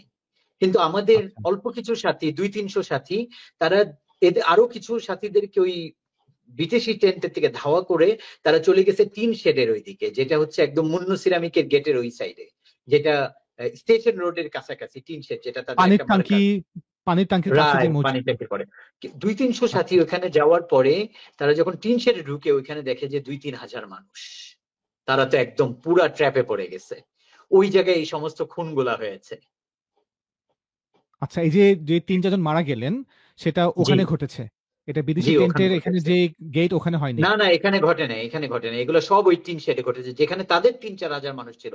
এবং পরবর্তীতে আমাদের সাথীরা যখন এই পুরা মার্কাজ, এই পুরা মাঠ নিল, ওই জায়গায় তারা দেখলো ওই বর্ষার মতো মাছ মারে যেগুলা দিয়ে এগুলা, তারপরে এই যে আমি হুম, ভিডিওতে দেখিয়েছি, এখানে দেখালে জানি না ওইটা ইয়ে হবে কিনা, না এখন দেখাতেও পারবো না, মোবাইল দিয়ে কথা বলতেছি, হুম, যে বড় বড় ছুরিগুলা, দাও। কাঁচিগুলা, হুম, ওগুলা সব ধার করা।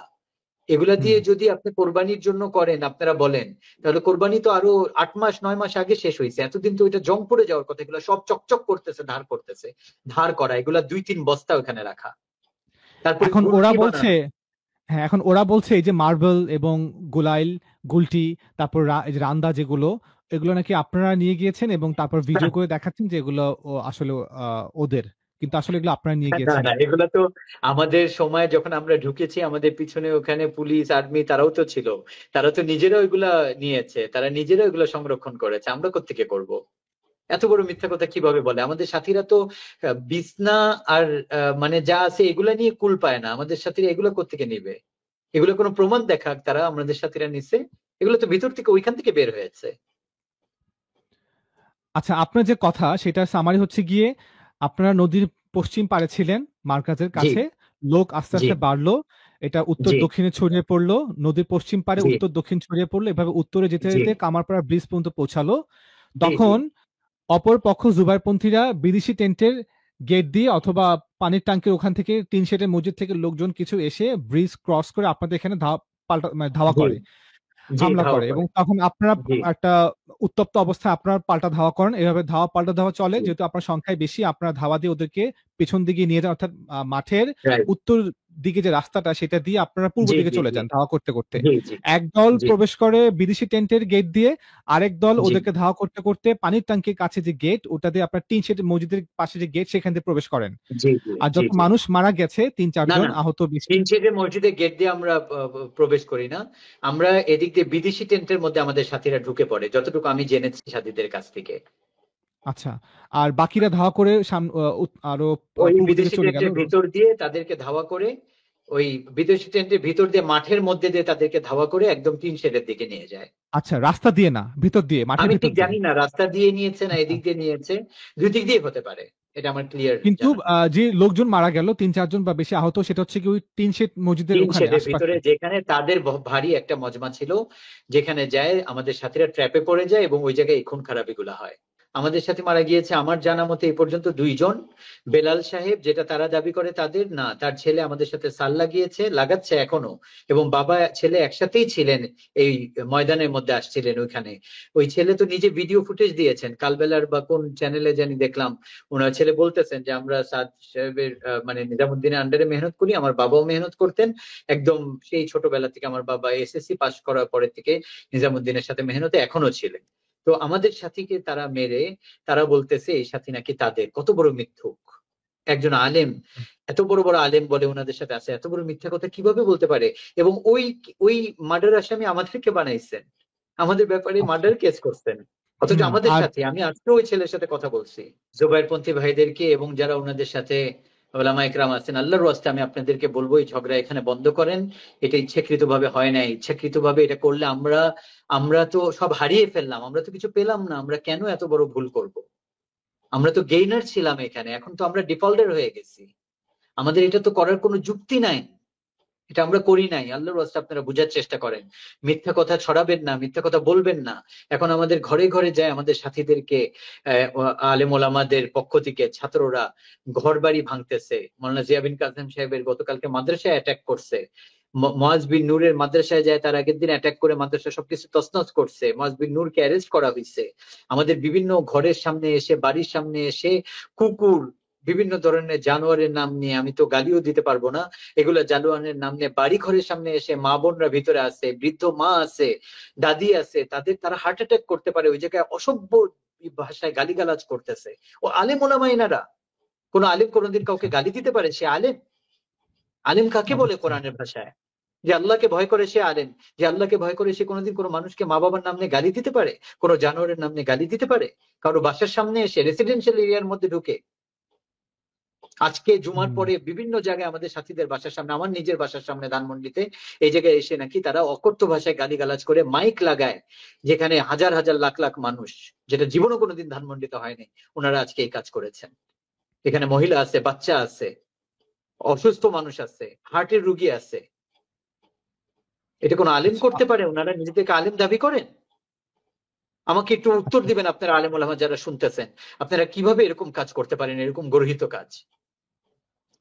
একটা, আমরা যেটা করি নাই, আমাদেরকে বলতেছেন যে রাত্রে ঘুমন্ত সাথীদের উপর আমরা অ্যাটাক করছি, অথচ আমাদের উপর অ্যাটাক হয়েছে, আপনারা অ্যাটাক করছেন আমাদের উপরে। আর তারপরে হট্টগোলের মধ্যে, ধাওয়া পাল্টা ধাওয়ার মধ্যে যেটা হয়েছে ওটার জন্য আমরা ক্ষমা প্রার্থী আপনাদের কাছে, কিন্তু এটা আমাদের কোনো টার্গেট ছিল না, ইচ্ছা ছিল না, কিছুই ছিল না। হুম। আমরা কোনো আমি কেস একটা করি নাই আপনাদের বিরুদ্ধে, আমাদের সাথী মারা গেছে তারপরেও, আর আপনারা আমাদের বিরুদ্ধে সমস্ত টপ, আমার বাবার নামেও আপনারা কেস করছেন। আমরা এখনো আপনাদের বিরুদ্ধে কেস করতে চাই না। আপনাদের কেস অনেক দুর্বল। আমি একটা কথা আপনাদেরকে বলি, আপনাদের কেস অনেক দুর্বল। আমরা কেস করলে অনেক স্ট্রং কেস করতে পারবো, কিন্তু আমরা চাই না যে আমাদের এই ঝগড়া আরো আগে বাড়ুক। আমরা চাই না যে এই মারামারি আরো আগে বাড়ুক। এটাকে বন্ধ করেন আল্লাহর ওয়াস্তে। আল্লাহর ওয়াস্তে মানুষের জান নিয়ে খেলা বন্ধ করেন। আমরা এটা চাই না। মানুষকে অপমান করা বন্ধ করেন। আল্লাহর ওয়াস্তে মানুষের সম্মান রাখেন। আল্লাহর ওয়াস্তে যার যার অধিকার তাকে প্রাপ্য, যেভাবে সে চলতে চায় চলতে দেন। এটা স্বাধীন দেশ বাংলাদেশ। এখানে যে যেভাবে তার দিন পালন করতে চায় ওইভাবে পালন করতে পারে। আপনারা বলতে পারেন আপনার ভালো না লাগলে, কিন্তু আপনি এখানে হস্তক্ষেপ করতে পারেন না। আল্লাহর ওয়াস্তে আপনাদের কাছে মাফ চাচ্ছি। আমরা অনেক ছোট, আপনারা অনেক বড়, অনেক বেশি জ্ঞান রাখেন, কিন্তু একজন ছোট বাচ্চা, একজন বিধর্মীয় এটা বলবে যে কারো যে যেভাবে দিন মানতে চায় তাকে ওইভাবে দিন মানতে দেন। আপনারা একজনকে ভুল মনে করতেছেন, আমরা তাকে ঠিক মনে করতে পারি, এটা আমাদের অধিকার আছে। আপনারা যাকে ঠিক মনে করতেছেন আমরা তাকে ভুল মনে করতে পারি, এই অধিকারও আমাদের আছে। এই জন্য আল্লাহর ওয়াস্তে এটা বন্ধ করেন। এখানে আমরা এখানে সবাই চুপ হয়ে যাই, এটাকে আর আগে না বাড়াই। আমাদের দেশের ছবি, আলেম ওলামাদের ছবি, দাড়ি টুপি ওলাদের ছবি পুরা দেশের মধ্যে গালি হিসাবে পরিণত হচ্ছে, গালি হিসাবে পরিণত হচ্ছে। গতকালকে একজন সাধারণ মানুষ এই ধানমন্ডির আমাকে বলতেছিলেন যে আপনাদের আলেম ওলামাদেরকে তো আমরা মনে করি আপনারা হচ্ছেন কি বললেন উনি, কসাই। আপনারা হচ্ছেন কসাই। আপনাদের কাছে কি দিন শিখবো? একজন সাধারণ মানুষ এই কথা বলছে, আমার মুখ বন্ধ হয়ে গেছে একদম। আমি তাকে কোনো উত্তর দিতে পারিনি। যা হওয়ার হয়ে গেছে, আল্লাহর ওয়াস্তে বন্ধ করেন। আর আরেকটা কথা আমি বলি, আলেম ওলামাদেরকে, বাংলাদেশের ওলামা একরাম, ওলামা হাজরাত, আপনারা আমাদের মাথার তাজ। আপনারা যা বলবেন আমরা শুনবো, কিন্তু ইনসাফের সাথে বলেন, না ইনসাফি করেন না। আর মৌলানা সাদ সাহেব কি বলছেন, কি করছেন, যদি ওইটা বাদই দিলাম, আমরা বাংলাদেশে তো ওইগুলো বলতেছি না। যদি মনে করি উনি বলছেন আপনারা বলেন, যদিও মেনে নেই, আমরা তো এগুলো বলতেছি না। কেন আমাদেরকে মারতেছেন? কেন আমাদেরকে বাধা দিতেছেন?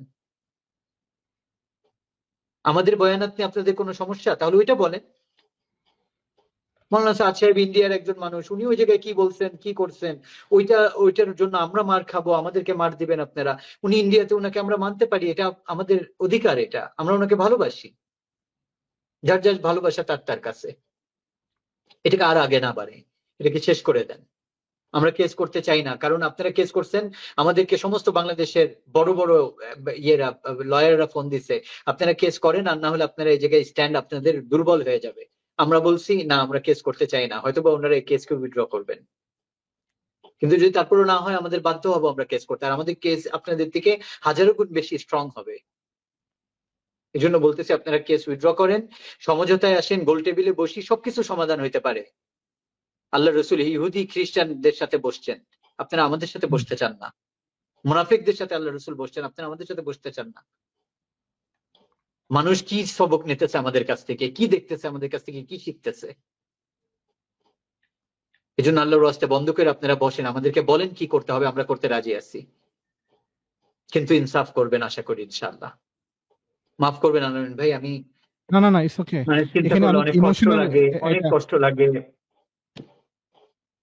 ধর্মের পুরো বিষয়টা হচ্ছে আসলে এখানে বিশ্বাস, ইমোশন, আবেগ, আস্থা, ভরসা, প্রত্যাশা, হোপ, মানুষের অনেক জান কিছু চলে এখানে। গেছে আনন্দ ভাই, মানুষের জান চলে গেছে। আমাদের কোনো ধরনের এরকম ইন্টেনশন ছিল না। আল্লাহ সাক্ষী, আল্লাহ দেখতেছেন, শুনতেছেন, আল্লাহ মানুষের মনের অবস্থা জানেন। আমরা কেন মানুষকে নিয়ে খেলতেছি? পুরো দুনিয়া কি দেখতেছে, আমাদের কাছ থেকে কি শিখতেছে? যে ঘটনাটা ঘটলো ওখানে, ওখানে তো হিট অফ দ্য মোমেন্ট না, দুইটা মব অ্যাগেইনস্ট মব। তো সেখানে উত্তেজনার ফলে এটা তো কোনো প্ল্যানিং, মবের মধ্যে যখন উত্তেজনা সৃষ্টি হয় সেখানে কোনো প্ল্যানিং হইতে হয় না, এটা র্যান্ডমলি হয়। আমাদের সংখ্যা প্ল্যান mob, যদি থাকতো তাহলে তো আমরা ওয়েট করে আমাদের পুরো মজমা যেটা 1 লাখ আসতো, তারপরে আমরা অ্যাটাক করতাম।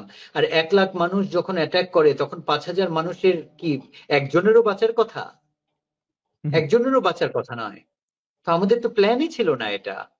সংঘর্ষ হয়েছে, সংঘর্ষের মধ্যে মানুষ মারা গেছে। আমরা প্রত্যাশা করব দুই পক্ষ থেকেই এটা একটা যৌক্তিক অবস্থানে দুই পক্ষ আসবে, এটা আমাদের প্রত্যাশা।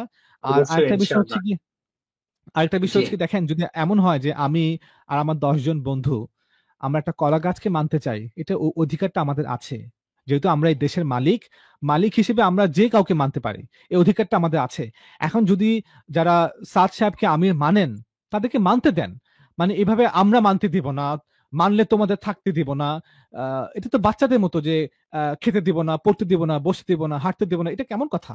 আমরা প্রত্যেকেই জুবাইরপন্থী, সাদপন্থী সবাই দেশের মালিক। বাংলাদেশ একটা রাষ্ট্র, সবাই স্বাধীন মালিক। যে যাকে মানতে চায় মানুক। কিন্তু আপনার কথা মানলে আমি চলতে পারবো, মেহনত করতে পারবো, আপনার কথা না মানলে ওখানে অবস্থান করতে পারবো না, ওখানে থাকতে পারবো না। এটা আসলে ইনসাফের কথা না। আমরা আলেমদের কাছ আরেকটা থেকে জিনিস, অবশ্যই। জি। অবশ্যই আরেকটা জিনিস, এই ঘটনার পরে আমাদের সাথীদের বাড়িঘরে আক্রমণ হচ্ছে। আমাদের দুইজন সাথী ঢাকা মেডিকেল কলেজের আইসিইউতে আছে, তাদেরকে আমাদের সাথীরা দেখতে যেতে পারতেছেন না। তাদের আত্মীয়রা গেলে তাদেরকে গুম করে ওপেনলি তাদেরকে বন্দি করে কাকরাইলে নিয়ে যাওয়া হচ্ছে, কাউকে অ্যারেস্ট করা হচ্ছে, কাউকে বেদম প্রহার করা হচ্ছে। আল্লাহর ওয়াস্তে এগুলো বন্ধ করি। আমাদের দুইজন সাথী মারা যাচ্ছে আইসিইউতে ঢাকা মেডিকেল কলেজে। ওখানে তারা আমাদের সাথে থেকে যেতে দিচ্ছে না, যাতে করে পরবর্তীতে তারা এই লাশ নিয়ে পলিটিক্স করতে পারে, দাবি করতে পারে এটা তাদের লাশ। আচ্ছা। এই জন্য আল্লাহর ওয়াস্তে এগুলো বন্ধ করে ওখান থেকে সরে যান, তাদের আত্মীয় স্বজনকে যেতে দেন, তাদেরকে, আমাদের সাথীদেরকে তাদের রক্ষণাবেক্ষণ করতে দেন, কারো বাসায় অ্যাটাক করেন না। এগুলো খুবই অপ্রত্যাশিত বিষয়। আচ্ছা, এক ভাই, আমি একটা কমেন্ট দেখাই, এখানে একজন লিখেছেন যে আমরা নাকি ইমোশনাল ব্ল্যাকমেল করছি। আচ্ছা ভাই, ধরেন ফর এক্সাম্পল যদি আমরা ইমোশনাল ব্ল্যাকমেল করি, আচ্ছা আমরা ইমোশন বাদ দিলাম, সত্য কি, বাস্তবতা কি? বাস্তবতা হচ্ছে যখন ফ্যাসিবাদ বিলুপ্ত হলো তখনও জোবাইরপন্থীরা ইস্তেমার মাঠে জোর করতে পারলো, কিন্তু সাদপন্থীরা পারলো না। এটা হচ্ছে বাস্তবতা। এখন আমি কি আপনার ঘর বাড়ির অধিকার চেয়েছি? না। সাতপন্থীরা বলছেন যে আমাদের যেটা হক সেটা আমাদের দেয়া হোক। আমরা ইনসাফের কথা বলি। আচ্ছা, আমরা ফর এক্সাম্পল আমরা ধরলাম যে হ্যাঁ আমরা এখানে ইমোশনাল ব্ল্যাকমেল করলাম। এখন আমাদের দাবিটা কি মিথ্যা? না, দাবি তো মিথ্যা না। এখন আমি যদি ইমোশনাল ব্ল্যাকমেলও করি, আমি তো অন্যায্য কিছু চাচ্ছি না, আমি আমার ন্যায্য হিস্সা চাচ্ছি। আমরা এবং দাবি এখন করব তো তার বাংলাদেশ। থেকে বেশি ওনারা বলতেছেন আমাদেরকে ইস্তেমাও করতে দিবেন না। আর কাকরাইলে 27 তারিখে আমাদের বাড়ি শুরু হবে, এখনো নাকি আমাদেরকে কাকরাইলেও ঢুকতে দিবেন না। এবং বিভিন্ন জায়গায় মার্কাজ থেকে, মসজিদ থেকে আমাদের জামাত গুলাকে মেরে বের করে দিচ্ছে। গতকালকে আমাদের বিদেশি জামাত, বিদেশি মাস্তুরাতের জামাত, তাদেরকে মোহাম্মদপুর মার্কাজ, যেটা সবগুজারি মসজিদ, যেটা গোরস্তান মসজিদ, ওখান থেকে মৌলানা জোবায়ের, ওই মসজিদ মাদ্রাসার প্রিন্সিপাল, সে ছাত্রদেরকে আইনে আমাদের বিদেশি সাথীদেরকে মারছে, তাদেরকে তাদের বিছনা সহ ওই মসজিদ থেকে বের করে দিছে। বিদেশে পুরো পৃথিবীতে কি মেসেজ যাচ্ছে, কি শিখাচ্ছে আমরা? এটা ইসলাম শেখায় আমাদেরকে? এই আমাদের পড়ালেখা, এই আমাদের প্রিন্সিপাল হওয়া মাদ্রাসার, এই আমাদের আলেম হওয়া? ইসলাম এটা কি? ইসলাম এটা কোন ইসলাম? আমাকে ওই ওই কিতাবটা দেখান যে ইসলামে লেখা আছে যে কোনো মুসলমানকে, সে বিদেশি মেহমান, তাকে মসজিদ থেকে মেরে বের করে দিতে হবে। কেন? কারণ সে নিজামুদ্দিনের কে মেনে তবলিগ করতেছে, সে কাফের হয়ে গেছে। আল্লাহ রসুল তো কাফেরকেও পিশাবরত অবস্থায় মসজিদ থেকে বের করেন নাই। মুফতি সাহেব, আপনি কিছু মনে করবেন না, আমি আপনার মুখের উপর একটা কথা বলি। এটা হয়তো আমার এই কথাটা হয়তো উভয় পক্ষে বিপক্ষে যাবে, বাট এটা আমার যেহেতু আমি আল্লাহ তাআলাকে বিশ্বাস করি, আল্লাহকে সাক্ষী রেখে বলছি যে আমার যে অবজারভেশন, পর্যবেক্ষণ, সেটা হচ্ছে গিয়ে আমরা মুসলমানরা এক দীর্ঘ সময় ধরে একটা ২০ বৃক্ষের চারা রোপণ করেছিলাম, যেটা এখন অনেক বট গাছের মতো বিশাল আকার ধারণ করেছে। এবং সেই ২০ বৃক্ষের ফল, সেই ফলের রস আমরা পান করছি এবং সেটা প্রতিক্রিয়া হচ্ছে। এটা আমি একটা সেটা কি? মেটাফর হিসেবে বললাম। সেটা হচ্ছে গিয়ে আমরা এই শিক্ষা দিয়েছি যে হক হওয়ার কারণে, হক নাকি এ অধিকার রাখে বাতিলকে জবরদস্তি করে বিলুপ্ত করতে। যদি নিজাম না থাকে, কোনো এমারত না থাকে, জামাত না থাকে, আল্লাহ রসুল জামা শব্দ ব্যবহার করেছেন সরকারের জন্য, অর্থাৎ যে খেলাফা, যে স্টেট, রাষ্ট্র, সেটার জন্য। জি জি এবং আমির শব্দ ব্যবহার করছেন সেটা হচ্ছে খলিফার জন্য, অর্থাৎ জি। মুসলমানদের একটা নিজাম আছে, সরকার আছে। তো আমাদেরকে এই শিক্ষা দেয়া হয়, মুসলমানদের এই শিক্ষা দেয়া হয় যে যদি তুমি হকের উপর থাকো, তুমি মনে করো হক, হুম, অর্থাৎ তুমি মনে করো হ্যাঁ, তুমি হকের উপর আছো, তো তুমি এই হুম, অধিকার রাখো বাতিলকে নিজ হাতে দমন করতে। এবং এটাও শিক্ষা দেওয়া হয় বুঝতে পারছি। যদি নিজাম সেটা ব্যবস্থা না নেয়, তাহলে তুমি এই অধিকার রাখো। আল্লাহ তোমাকে ঐশ্বরিক ভাবে, তোমাকে কোরআনের মাধ্যমে অধিকার দিয়েছেন, তুমি তোমার নিজ হাতে সে বাতিলকে যে পর্যায়ের হোক তাকে দুনিয়া থেকে নিঃশেষ করতে হলেও সে অধিকার তুমি রাখো। আমরা ইন্না সেই লিল্লাহি ২০ ওয়া ইন্না বৃক্ষের ইলাইহি চারা রাজিউন। রোপণ করেছি, সেই শিক্ষা আমরা ইন্না দিচ্ছি লিল্লাহি। মুসলমানদেরকে। এটা এটা খুব এবং রাগঢাকের। সেই শিক্ষা অপরদের উপরে শিখাতে যে ওইটা কিন্তু পরবর্তীতে নিজেদের উপরে আসছে, এটা আমরা গত 4-5 বছরে দেখেছি। জি যেই জুতা মারা মাওলানা সাদ সাহেবকে উপর শুরু করিয়েছিল আমাদের কিছু ওলামা একরাম, সবাই না, ছাত্রদেরকে দিয়ে, ওই জুতা কিন্তু ওনাদেরকেই মারা হয়েছে পরে। যেই মার্কাজ ভেঙ্গে সাথীদের উপর আক্রমণ করা, মুরব্বীদের গায়ে হাত তোলা শিখানো হয়েছে, ওই ছাত্ররাই পরবর্তীতে তাদের নিজেদের ওস্তাদদের রুম ভেঙ্গে তাদেরকে মেরে ফেলেছে। তো জৈসা করনি ওয়ৈসা ভরনি, কামা তদিনু তুদানু, জৈসা করোগে ওয়ৈসা মিলেগা। যেমন কর্ম তেমন ফল, এই একটা প্রবাদ বাক্য মনে হয় পৃথিবীর সমস্ত ভাষায় আছে। তো যেটা করবেন ওইটা পাবেন, এটা মনে রাখবেন, এটা খুব সত্য কথা। এই বিষ বৃক্ষের ব্যাপারে আমি আপনাকে আরেকটা তথ্য দেই, সেটা হচ্ছে গিয়ে, আমি জানি অবশ্যই আপনি জানেন যে আপনারা যখন ইনসাফের কথা বলছেন, বৈষম্য দূরীকরণের কথা বলছেন, নিজের ন্যায্য হিস্সা দাবি করছেন, তখন অপর দিক থেকে বলা হচ্ছে এখানে বৈষম্যের কথা কেন আসবে, এখানে ইনসাফের কথা কেন আসবে, এখানে তো হকের সাথে বাতিলের সম্পর্ক। যেহেতু আমরা হক, অতএব আমরা যেভাবেই হোক বাতিলকে নির্মূল করতে পারবো। এখন ভাই কথা হচ্ছে গিয়ে, হক বাতিল কে নির্ধারণ করলো?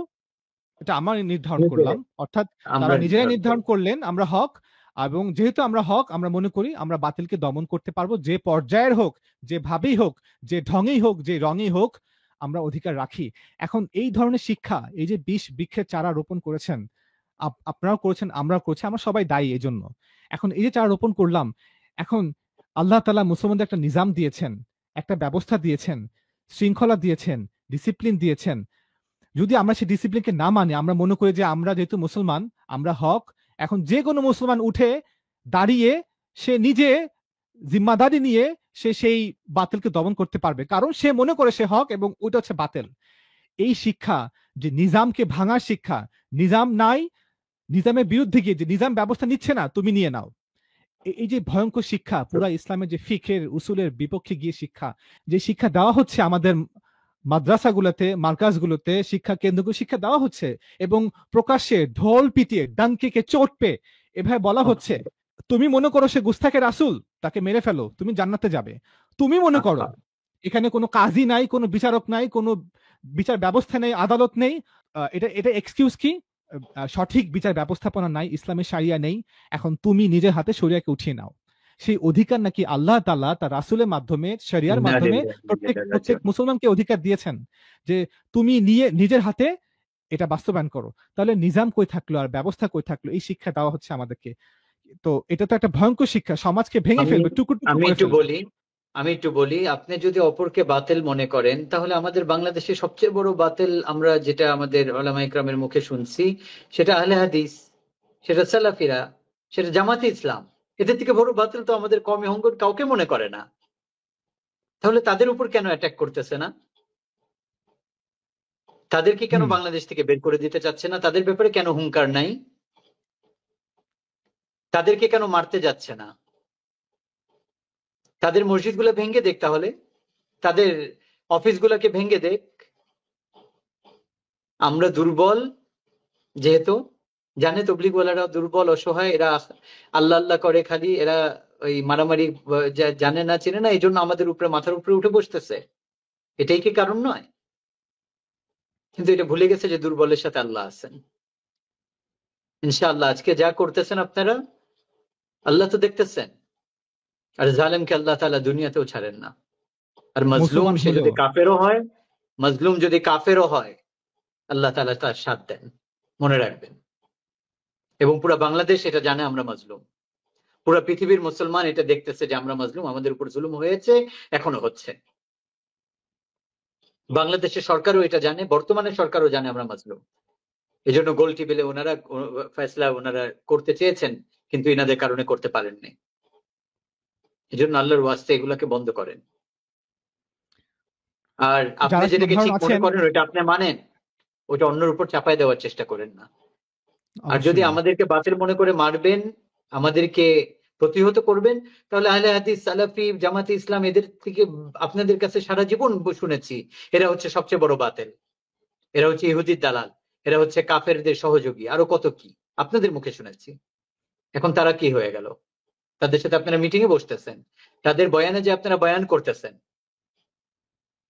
তাদের সাথে এক টেবিলে বসতেছেন, খাবার খাচ্ছেন, আর আমাদের সাথে এত বড় ইখতিলাফের পরেও একটু বসার জন্য রাজি না আপনারা, যে ইখতিলাফ দূর হয়ে যাক, সাধারণ মানুষ এটা থেকে বেঁচে যাক, আমরা আর মারামারি চাই না, আমরা আর কিছুই চাই না। ঠিক আছে ভাই, আপনারা যেভাবে করতেছেন আপনারা করেন, আমরা আমাদের মতো করি, এতটুকুর উপরে কি আমরা আসতে পারি না? কিভাবে বললে আপনারা বুঝবেন আমরা সেভাবে বলবো, কিভাবে করলে আপনারা বুঝবেন আমরা সেভাবে করব। ইনশাআল্লাহ আপনাদের কাছে আমার আরজ, আপনারা আসেন, বসেন আমাদের সাথে, কথা বলি আমরা। একবার না, দুইবার না, 1000 বার বসতে রাজি আছি আমরা। তোমার উপর জুলুম করা হোক, কিন্তু তুমি জুলুম করতে পারবে না। এটাই তো ইসলামের শিক্ষা। তো এখন সালাফিরা আহলে হাদিসদের যেই ওনারা আসারি আকিদার, ওনাদের মতে কওমি আকিদা মাতুরিদি স্কুল ফলো ওইটাই করেন। আমি বলতে তো চাচ্ছিলাম, রাইট রাইট। তো সালাফিদের হচ্ছে ওরা আসারিরা মনে করে মাতুরিদিরা হচ্ছে গিয়ে তাদের আকিদায় কুফুরি আছে, আবার যারা মাতুরিদ রাইট। তারা মনে করে সালাফিদের আকিদায় আসারি আকিদায় কুফুরি আছে। এখন এই যে জি। ভারত, বাংলাদেশ এবং পাকিস্তান, এখানে প্রায় 60 থেকে 70 কোটি মুসলমান। রাইট। পাকিস্তানে অলমোস্ট 55 থেকে 60% হচ্ছে গিয়ে বেরেলভি। জি। বাংলাদেশেও তারা প্রায় কয়েক কোটি। তাহলে এখন জি। সালাফিদের মতে কওমিরা হচ্ছে গিয়ে কুফরি আকীদা পোষণ করে, আবার কওমিদের মতে বেরেলভিরা হচ্ছে কুফরি আকীদা পোষণ করে, আবার জি। বেরেলভিদের মতে সালাফিরা কুফরি আকীদা পোষণ করে। এরা প্রত্যেকে একে অপরের চোখে কাফের। এখন এরা কি করবে? একে অপরকে মেরে ফেলবে, কারণ আমরা হক, ওরা বাতিল। যদি এটাই উসুল রাইট। হয় যে কোনো নিজাম লাগবে না, কোনো ব্যবস্থা লাগবে না, কোনো জামা লাগবে না, কোনো আমির লাগবে না, তুমি হক মনে করো, বাতিলকে দমন করো। তো এটা তো আমরা আমাদেরকে শেষ করে দিচ্ছি, শেষ করে দিব।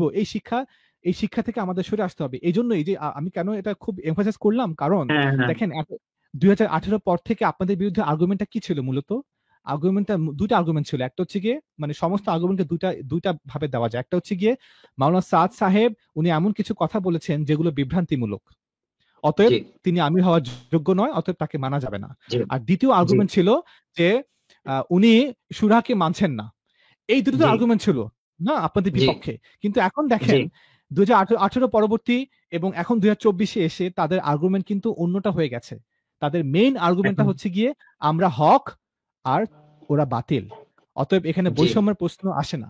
যেহেতু আপনারা জি। বৈষম্যের কথা নিয়ে আসছেন যে আমরা বৈষম্যের শিকার, তখন জি। জি। তখন তারা জি। কি করলো? সেই দুইটা আর্গুমেন্টকে বাদ দিয়ে নতুন একটা আর্গুমেন্ট নিয়ে আসলো, যেহেতু আমরা হক আর ওরা বাতিল, অতএব আমরা জুবাইরপন্থীরা যেহেতু হকের উপর আছি, আমরা অধিকার রাখি বেইনসাফি জি। করতে। আমরা হকের উপর থাকার কারণে আমরা অধিকার রাখি বেইনসাফি করতে। এটা ইন্নালিল্লাহ। নাকি কোরআনের শিক্ষা, এটা নাকি কোরআনের শিক্ষা, এটা নাকি ইসলামের শিক্ষা। আমরা এই শিক্ষা অমুসলিমদেরকে দিব যে আমরা ইসলাম ধর্ম হক, অতএব আমরা হিন্দুদের সাথে, খ্রিস্টানদের সাথে, বুদ্ধিস্টদের সাথে আমরা বেইনসাফি করতে অধিকার রাখি। আল্লাহ নাকি অধিকার আমাদেরকে দিয়েছেন। তো ওনারা, আমি জানি না আপনি হয়তো খেয়াল করছেন কিনা, যে যেটা সম্মেলন হলো সোহরাওয়ার্দী উদ্যানে, ওখানে কিন্তু জি। মেইন আর্গুমেন্ট এটাই ছিল, আমরা হক, আচ্ছা। জুবাইরপন্থীরা হক, ওরা আমরা বাতেন। ওলামা একরাম আছে হক, ওরা বাতিল। ওরা কিন্তু এখন সেই দুইটা পুরনো আর্গুমেন্ট সামনে আনে না, বেশি আনে, কিন্তু এটা এখন বুঝতে ওদের মূল পারছি। আর্গুমেন্ট। তো এখন এই যে 20 বৃক্ষে চারা রোপণ করা হয়েছে, সেই 20 বৃক্ষের ফল ধরেছে, সেই ফলের রস আমরা প্রতিনিয়ত পান করছি, আর সেটার সেই বিষের ক্রিয়া হচ্ছে আমাদের মধ্যে কর্মের মাধ্যমে। জি, আপনাকে অনেক ধন্যবাদ। আমরা দোয়া করব যাতে জাযাকাল্লাহ। মুসলমান। আমার কথা আমি শেষ করব, সেটা হচ্ছে যে জি আপনারা আমাদের বিরুদ্ধে কেস করেছেন, আমার বাবার বিরুদ্ধে করেছেন, আমার বিরুদ্ধে করেছেন, আমাদের সমস্ত ওলামা একরাম যারা আছে ওনাদেরকে করেছেন, যারা সাথীরা আছে 29 জনের বিরুদ্ধে আপনারা কেস করেছেন। জেলে যেতে কোনো অসুবিধা নেই, দাওয়াতের কাজ করার জন্য যদি জেলে যেতে হয় এটা তো খুশি মনে বুক পেতে নিয়ে নিব, কোনো ভয় নেই, কোনো অসুবিধা নেই। মাদ্রাসায় পড়ালেখা করেছি, হেফজোখানায় পড়েছি, জেলখানা হয়তো হেফজোখানা থেকে বেশি কঠিন না। আমি পড়েছি পাহাড়তলিতে 1 বছর বা 2 বছর। আচ্ছা পাহাড়তলি মাদ্রাসা, যেখানে 4টা গেট পার হয়ে বের হতে হতো, বছরে মনে হয় 2 বারই বের হতে পারতাম। আর আহা হেফজোখানায় পড়লে প্রতিদিন চাবুক বেতের মার তো খেতেই হতো। তো ওখান থেকে আহ, কষ্ট হয়তো বা জেলখানায় হবে না, তো কোনো অসুবিধা নেই। ইনশাল্লাহ জেলে যেতে রাজি আছি, বলবেন হাজির হয়ে যাব ইনশাল্লাহ, বলবেন হাজির হয়ে যাব, কোনো অসুবিধা নেই। কিন্তু তারপরে যদি আপনারা খুশি থাকেন, আপনারা মনে করেন যে এদেরকে জেলে পাঠালে এই ইখতিলাফ শেষ হবে, আমরা যেতে রাজি আছি। আপনারা যদি মনে করেন এদেরকে মেরে ফেললে ইখতিলাফ শেষ হয়ে যাবে, আমরা মরতে রাজি আছি। কিন্তু ইখতিলাফ শেষ হওয়া দরকার, এই মারামারি শেষ হওয়া দরকার। আমরা সবাই হাজির হয়ে যাব আদালতে, অসুবিধা নেই, আপনারা বলবেন, আমাদেরকে খুঁজতে হবে না, আমাদের বাড়ি ভেঙে দরজা ভেঙে আমাদেরকে নিতে হবে না। হুম, মেয়ে মানুষ আছে আমাদের বাড়িতে, বুড়া মানুষ আছে, মাওলানা মুয়াজ্জের দরজা ভেঙে তাকে নিয়ে যাওয়া হয়েছে। আল্লাহর আচ্ছা। ওয়াস্তে ইনসাফ করেন। ইসলাম আমাদেরকে এটা শিখায় না। আমরা হাজির হয়ে যাব আদালতে, বলবেন কবে যাব, ইনশাআল্লাহ। তারপরেও আপনারা খুশি থাকেন, ইখতিলাফ শেষ করেন, আমাদের সাথীদেরকে কাজ করতে দেন, মসজিদ থেকে জামাতগুলা বের করে দিবেন না। একটা কথা আপনারা বলেন আমরা ওলামা বিদ্বেষী বানাইনি। আপনি গত 7 বছরে একটা সেন্টেন্স, অনলি ওয়ান সেন্টেন্স, একটা শব্দ আপনারা যদি দেখাইতে পারেন আমাদের কোন তবলিগের সাথী বয়ানাতের মধ্যে, হ্যাঁ মাঠ পর্যায়ে অনেক সাথে অনেক কিছুই বলতে পারে, তারা ওটা গণনা না। আমাদের কোন মুরব্বী কোনোদিন কোন বয়ানাতের মধ্যে কোন জায়গায় বা মৌলানা সাদ সাহেবের মুখে কোনো আলেম ওলামা বিদ্বেষী কথাবার্তা বের হয়েছে কিনা আমাকে দেখাবেন। ওলামা বিদ্বেষী আমরা কারা বানাই আলামিন ভাই জানেন? আপনি আমি বানাই।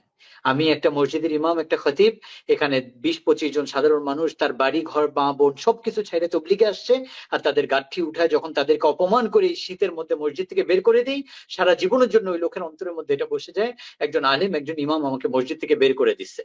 এই আলেমরা হইতেছে ইসলামের দুশ্মন, এই ইমাম হইতেছে ইসলামের দুশ্মন। তো ইসলাম বিরোধী আলেম বিরোধী কে বানাইলো একজন সাধারণ মানুষকে? আমরা তো তাদেরকে আপনাদের খেদমতে পাঠাচ্ছি মসজিদের মধ্যে। আপনি তার সাথে বসেন, যদি ভুল মনে করেন তাকে সময় দেন, তার কোনো ভুল থাকলে ঠিক করে দেন, তাহলে সারা জীবন সে আপনার জুতা সিধা করবে। আমরা কই পাঠাচ্ছি জামাত গুলাকে? প্রতিটা মসজিদের আর ইমামদের কাছে পাঠাইতেছি, আপনাদের কাছে পাঠাইতেছি তাদেরকে। আপনারা তাদেরকে বের করে দিয়ে আলেম বিদ্বেষী বানাচ্ছেন। আমরা তো আলেম প্রিয় বানানোর জন্য তাদেরকে মসজিদে পাঠাচ্ছি। আল্লাহর রাস্তে একটু বুঝেন। আপনাদের জন্য অনেক বড় মওকা এদেরকে ইলম শিক্ষা দেওয়ার। আপনাদের কাছে অনেক বড় মওকা তাদেরকে আপনাদের প্রিয় পাত্র হিসাবে বানানোর। সারা জীবন আপনার জুতা সিধা করবে। আপনি থুতু ফেলার আগে আপনার সামনে পাত্র নিয়ে দাঁড়ায় যাবে। তাদেরকে দিন শিখান, তাদেরকে মহব্বত করেন। মসজিদ থেকে বের করে দিবেন তো আলিম বিদ্বেষী আমরা বানাচ্ছি না, আপনারা বানাচ্ছেন। এই অপবাদ আমাদেরকে দিবেন না আমরা আলিম বিদ্বেষী বানাই। কথা বলতে জি। গেলে অনেক হয়ে যাবে। হ্যাঁ, আমি বলি না সর্বশেষে এগুলো আমি কোনোদিন, জানেন? ভিডিওটা আমি আমি এই ধরনের কথা হ্যাঁ, জীবনেও বলি নাই, না, না। কিন্তু আমি আর থাকতে পারিনি। এই গত 8 বছরে হুম। জীবনেও কেউ আমাকে আমাদের পক্ষের কোনো কথা বলতে আমাকে শুনেন নাই, আপনি জানেন? এই গত 8 বছরে জীবনেও কোনোদিন আমি এই নিজামুদ্দিনের পক্ষে আইসে যাও, পক্ষ অবলম্বন করো, আমরাই ঠিক, আমি জীবনেও বলি নাই, উনারা বেঠিক, জীবনেও বলি নাই, একটা কথাও না। কিন্তু এই 3 দিনে আমি বলা শুরু করছি, কারণ জুলুমের পক্ষে আমি কথা বলতে পারবো না, আমি জালেম হইতে পারবো না। হোসেন রাদিয়াল্লাহু তাআলা আনহু শুধু যদি মেনে নিতেন মুআবিয়ার ইয়াজিদের শুধু বায়াত, কি হইতো? কিন্তু না, জালিমের সঙ্গ দিতে পারেননি। জান চলে গেছে চলে গেছে, কিন্তু জালিমের সঙ্গ দিতে পারেননি। ওনারা যেটা করতেছেন এটা ওপেন জুলুম, এটা সাথ আমরা দিতে পারবো না, আমি দিতে পারবো না। সর্বশেষে ভিডিও শেষ করার আগে আমি আপনার বিপক্ষে একটা কথা বলে যাই। ইসলামের মধ্যে যতগুলো ফিরকা তৈরি হয়েছে, যতগুলো বিভেদ হয়েছে, এই সবগুলো কি সাধারণ মুসলমানরা করেছে না আলেমরা করেছে? যত বিভেদ, যত গ্রুপ তৈরি হয়েছে, এটা কারা করেছে? যে ইসলামের 1400-1500 বছর ইতিহাসে এমন কোনো ফিরকা নেই যে ফিরকাটা কোনো সাধারণ মুসলমান তৈরি করেছে বা সৃষ্টি করেছে। যতগুলো গ্রুপ হয়েছে, যতগুলো বিভেদ মারামারি হয়েছে, সবগুলো যিনি সৃষ্টি করেছেন, স্রষ্টা, তিনি একজন আলিমই ছিলেন। সো আল্লাহ তাআলা আমাদেরকে ইনসাফের পক্ষে থাকার তৌফিক দান করুন। আলেম হই আর আমরা সাধারণ মুসলমান হই, আমরা যেন কখনো মানে জুলুমকারী না হই। মাজলুম হয়ে মারা যাব, কিন্তু জুলুমের কথা বলবো না। যদি আমার কাছে পরিষ্কার না হয় সেটা ভিন্ন বিষয়। তো আল্লাহ তাআলা আমাদের তৌফিক দান করুক প্রত্যেক মুসলমানকে, যে যাতে আমরা মানে মাজলুম হয়ে দুনিয়া থেকে যেতে পারি, জালেম না হয়ে। তো আপনাকে অনেক ধন্যবাদ ভাই। জাযাকাল্লাহ আলম ভাই। জি। আমরা বিক্রি হয়ে গেছি আল্লাহর ওয়াস্তে। জীবনেও কোনোদিন মাদ্রাসায় পড়েও 1 টাকা নেই নাই, মসজিদে খেতাবত করেও 1 টাকাও নেই নাই, জীবনে কোনোদিন কোনো বয়ান করে 1 টাকাও নেই নাই। আর দুনিয়া বিলাইনে আমরা অনেক সম্পত্তির মালিক এতটুকু নাম, যতটুকু হলে হয় এতটুকু আছে আলহামদুলিল্লাহ। কিন্তু জীবনেও কোনোদিন আচ্ছা একটা জিনিস চিন্তা করেন আলামিন ভাই, জানেন আমাকে কত ওলামা ইকরাম, বড় বড় ওলামা ইকরামরা খালি এতটুকু বলেন, ওসামা শুধু এদিকে চলে আসো, তুমি আমাদের মাথার তাজ হয়ে যাবা। আচ্ছা। ওসামা শুধু তুমি এদিকে চলে আসো, তোমাকে আমরা বুখারী, আমাদের মাদ্রাসার বুখারীর দর্স তোমাকে দেব। ওসামা শুধু একটু আমাদের সাথে এদিকে চলে আসো, তুমি কি চাও? এত অপবাদ, এত গালি শুনতেছি, এত কিছু, তারপরে আমি কেন এদিকে আসি? কি আছে আমার এখানে? গালি শোনা ছাড়া তো আর কিছুই নাই। হযরত মাওলানা মাহফুজুল হক সাহেব, যদি উনি শুনেন এই লাইভ, উনি বলবেন, আপনি জানেন আমি এখন না, আমি আরো 2000, আমি তো ফারিগ হয়েছি 2003-4 সালে। আমি মানে কোনো এলাকায় ফারিগ হওয়ার পরে আমি যদি কোনো এলাকায় যাইতাম আর শুনতাম যে হযরত মাওলানা মামুনুল হক সাহেব, হযরত মাওলানা মাহফুজুল হক সাহেব, ওনারা তো আমাদের পরিবারের খুব কাছের মানুষ ছিলেন। উনার বাবা আমার বাবার খুব ভালো বন্ধু ছিলেন। উনার মা আমার মায়ের পরামর্শ অনুযায়ী চলতেন। মাওলানা মামুনুল হক সাহেব, মাহফুজুল হক সাহেব হুজুরের মা আমার মায়ের হুম, পরামর্শ অনুযায়ী চলতেন। উনাদেরকে জিজ্ঞাসা করবেন।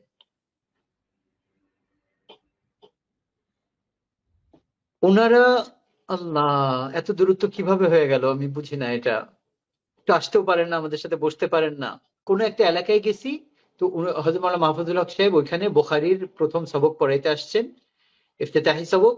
আমি দেখা করতে গেছি যে হুজুর আসছি, তো দেখা করতে যাই। দেখা করতে গেছি, এরকম হয়েছে যে হুজুর ইফতেতাহি সবক না পড়ায় হুম, পুরো মজলিসের মধ্যে বলছে, আমার ছাত্র তোমাদের ইফতেতাহি সবক পড়াবে, এবং আমাকে দিয়ে সবকের ইফতেতাহ করাইছে। আচ্ছা। তো আমার এদিকে থাকার কারণ কি? আমার তো ওইদিকে সম্মান, ওইদিকে পদমর্যাদা, ওইদিকে গেলে আমার কোনো গালি শুনতে হবে না, ওয়াহুয়া ওয়াহুয়া, আর চারদিকে তালি পাবো। তারপরে কেন আমি এদিকে? টাকা পয়সার জন্য? পৃথিবীতে কেউ প্রমাণ করতে পারবে আমাদেরকে কেউ একটা টাকাও দিছে পৃথিবীতে? কোনো টাকা দিয়ে আমার বাবাকে আমাকে কিনতে পারবে? চ্যালেঞ্জ করতেছি, আপনারা আমাদের ব্যাংক ব্যালেন্স সবকিছু দেখে ফেলেন। সবকিছু দেখছে। হাসিনার সময় তো আমাদের উপর বিরাট বিরাট অপবাদ আসছে, বিরাট বিরাট অপবাদ আসছে হাসিনার সময় আমাদের উপরে। 300 কোটি টাকা আমার বাবা মেরে ফেলছে, 200 কোটি টাকা মেরে ফেলছে, একদম তছনছ করে ফেলছে আমাদের ব্যাংক ব্যালেন্স, সবকিছু দেখা শেষ। একটাও তো কিছু বের করতে পারেনি। নাই তো বের করবে কোত্থেকে? আমার বাবা, আল্লাহ তাআলা ওনাকে এরকম যোগ্যতা দিচ্ছেন যে কোটি কোটি বিলিয়ন ট্রিলিয়ন টাকা কামাইতে পারতো, কিন্তু তবলিগের মেহনতের সময় দিয়ে আমার দাদা যে ধানমন্ডির 1 বিঘা জায়গা ছিল, এটা ছাড়া পুরো বাংলাদেশের মধ্যে আর কিছু করেন নাই। আমার বাবা 1 ইঞ্চি জায়গা কিনেন নাই। হুম, আর আমাদের অন্যান্য সুরা, মাফ করবেন আমি বলতে বাধ্য হচ্ছি, নাম বলবো না, কিন্তু ওলামা একরাম যারা যারা ঢাকায় যখন আসছে সুরা হওয়ার আগে, তাদের 1 ইঞ্চি জায়গা ঢাকায় ছিল না। এখন ফ্ল্যাট, এখন শতকে শত শতককে শতক জমি। কোথা থেকে আসছে? আচ্ছা। যাই হোক, আমি কারো নাম নেব না, বলবো না, কিন্তু একটু চিন্তা করেন। আমরা টাকা দিয়ে বিক্রি হই না, কোনো ইহুদির দালাল না আমরা। আমরা মোসাদ আর কি এগুলো আমরা চিনি না। আমার চার্জ শেষ হয়ে যাচ্ছে ভাইয়া, ইনশাআল্লাহ মাফ জি, করবেন আপনাকে সবাই। অনেক ধন্যবাদ। মাফ, আর সবাই আমাকে মাফ করবেন যদি আমার কোনো কথা আপনাদের বিরুদ্ধে যেয়ে থাকে, যদি ভুল হয়ে থাকে, কেউ কষ্ট পেয়ে থাকেন, আমাকে মাফ করে দিবেন, আমি মাফ চেয়ে নিতেছি। ইমোশনাল হয়ে গেছিলাম আজকে, আমি এরকম হই না, অনেক কিছু বলে ফেলছি, মাফ করবেন আমাকে। কথা জি, এখানে শেষ করতেছি। আসসালামু আলাইকুম। জি। জি ভাইয়া, কথা শেষ ওয়ালাইকুম করি। আসসালাম। ওয়ালাইকুম আসসালাম।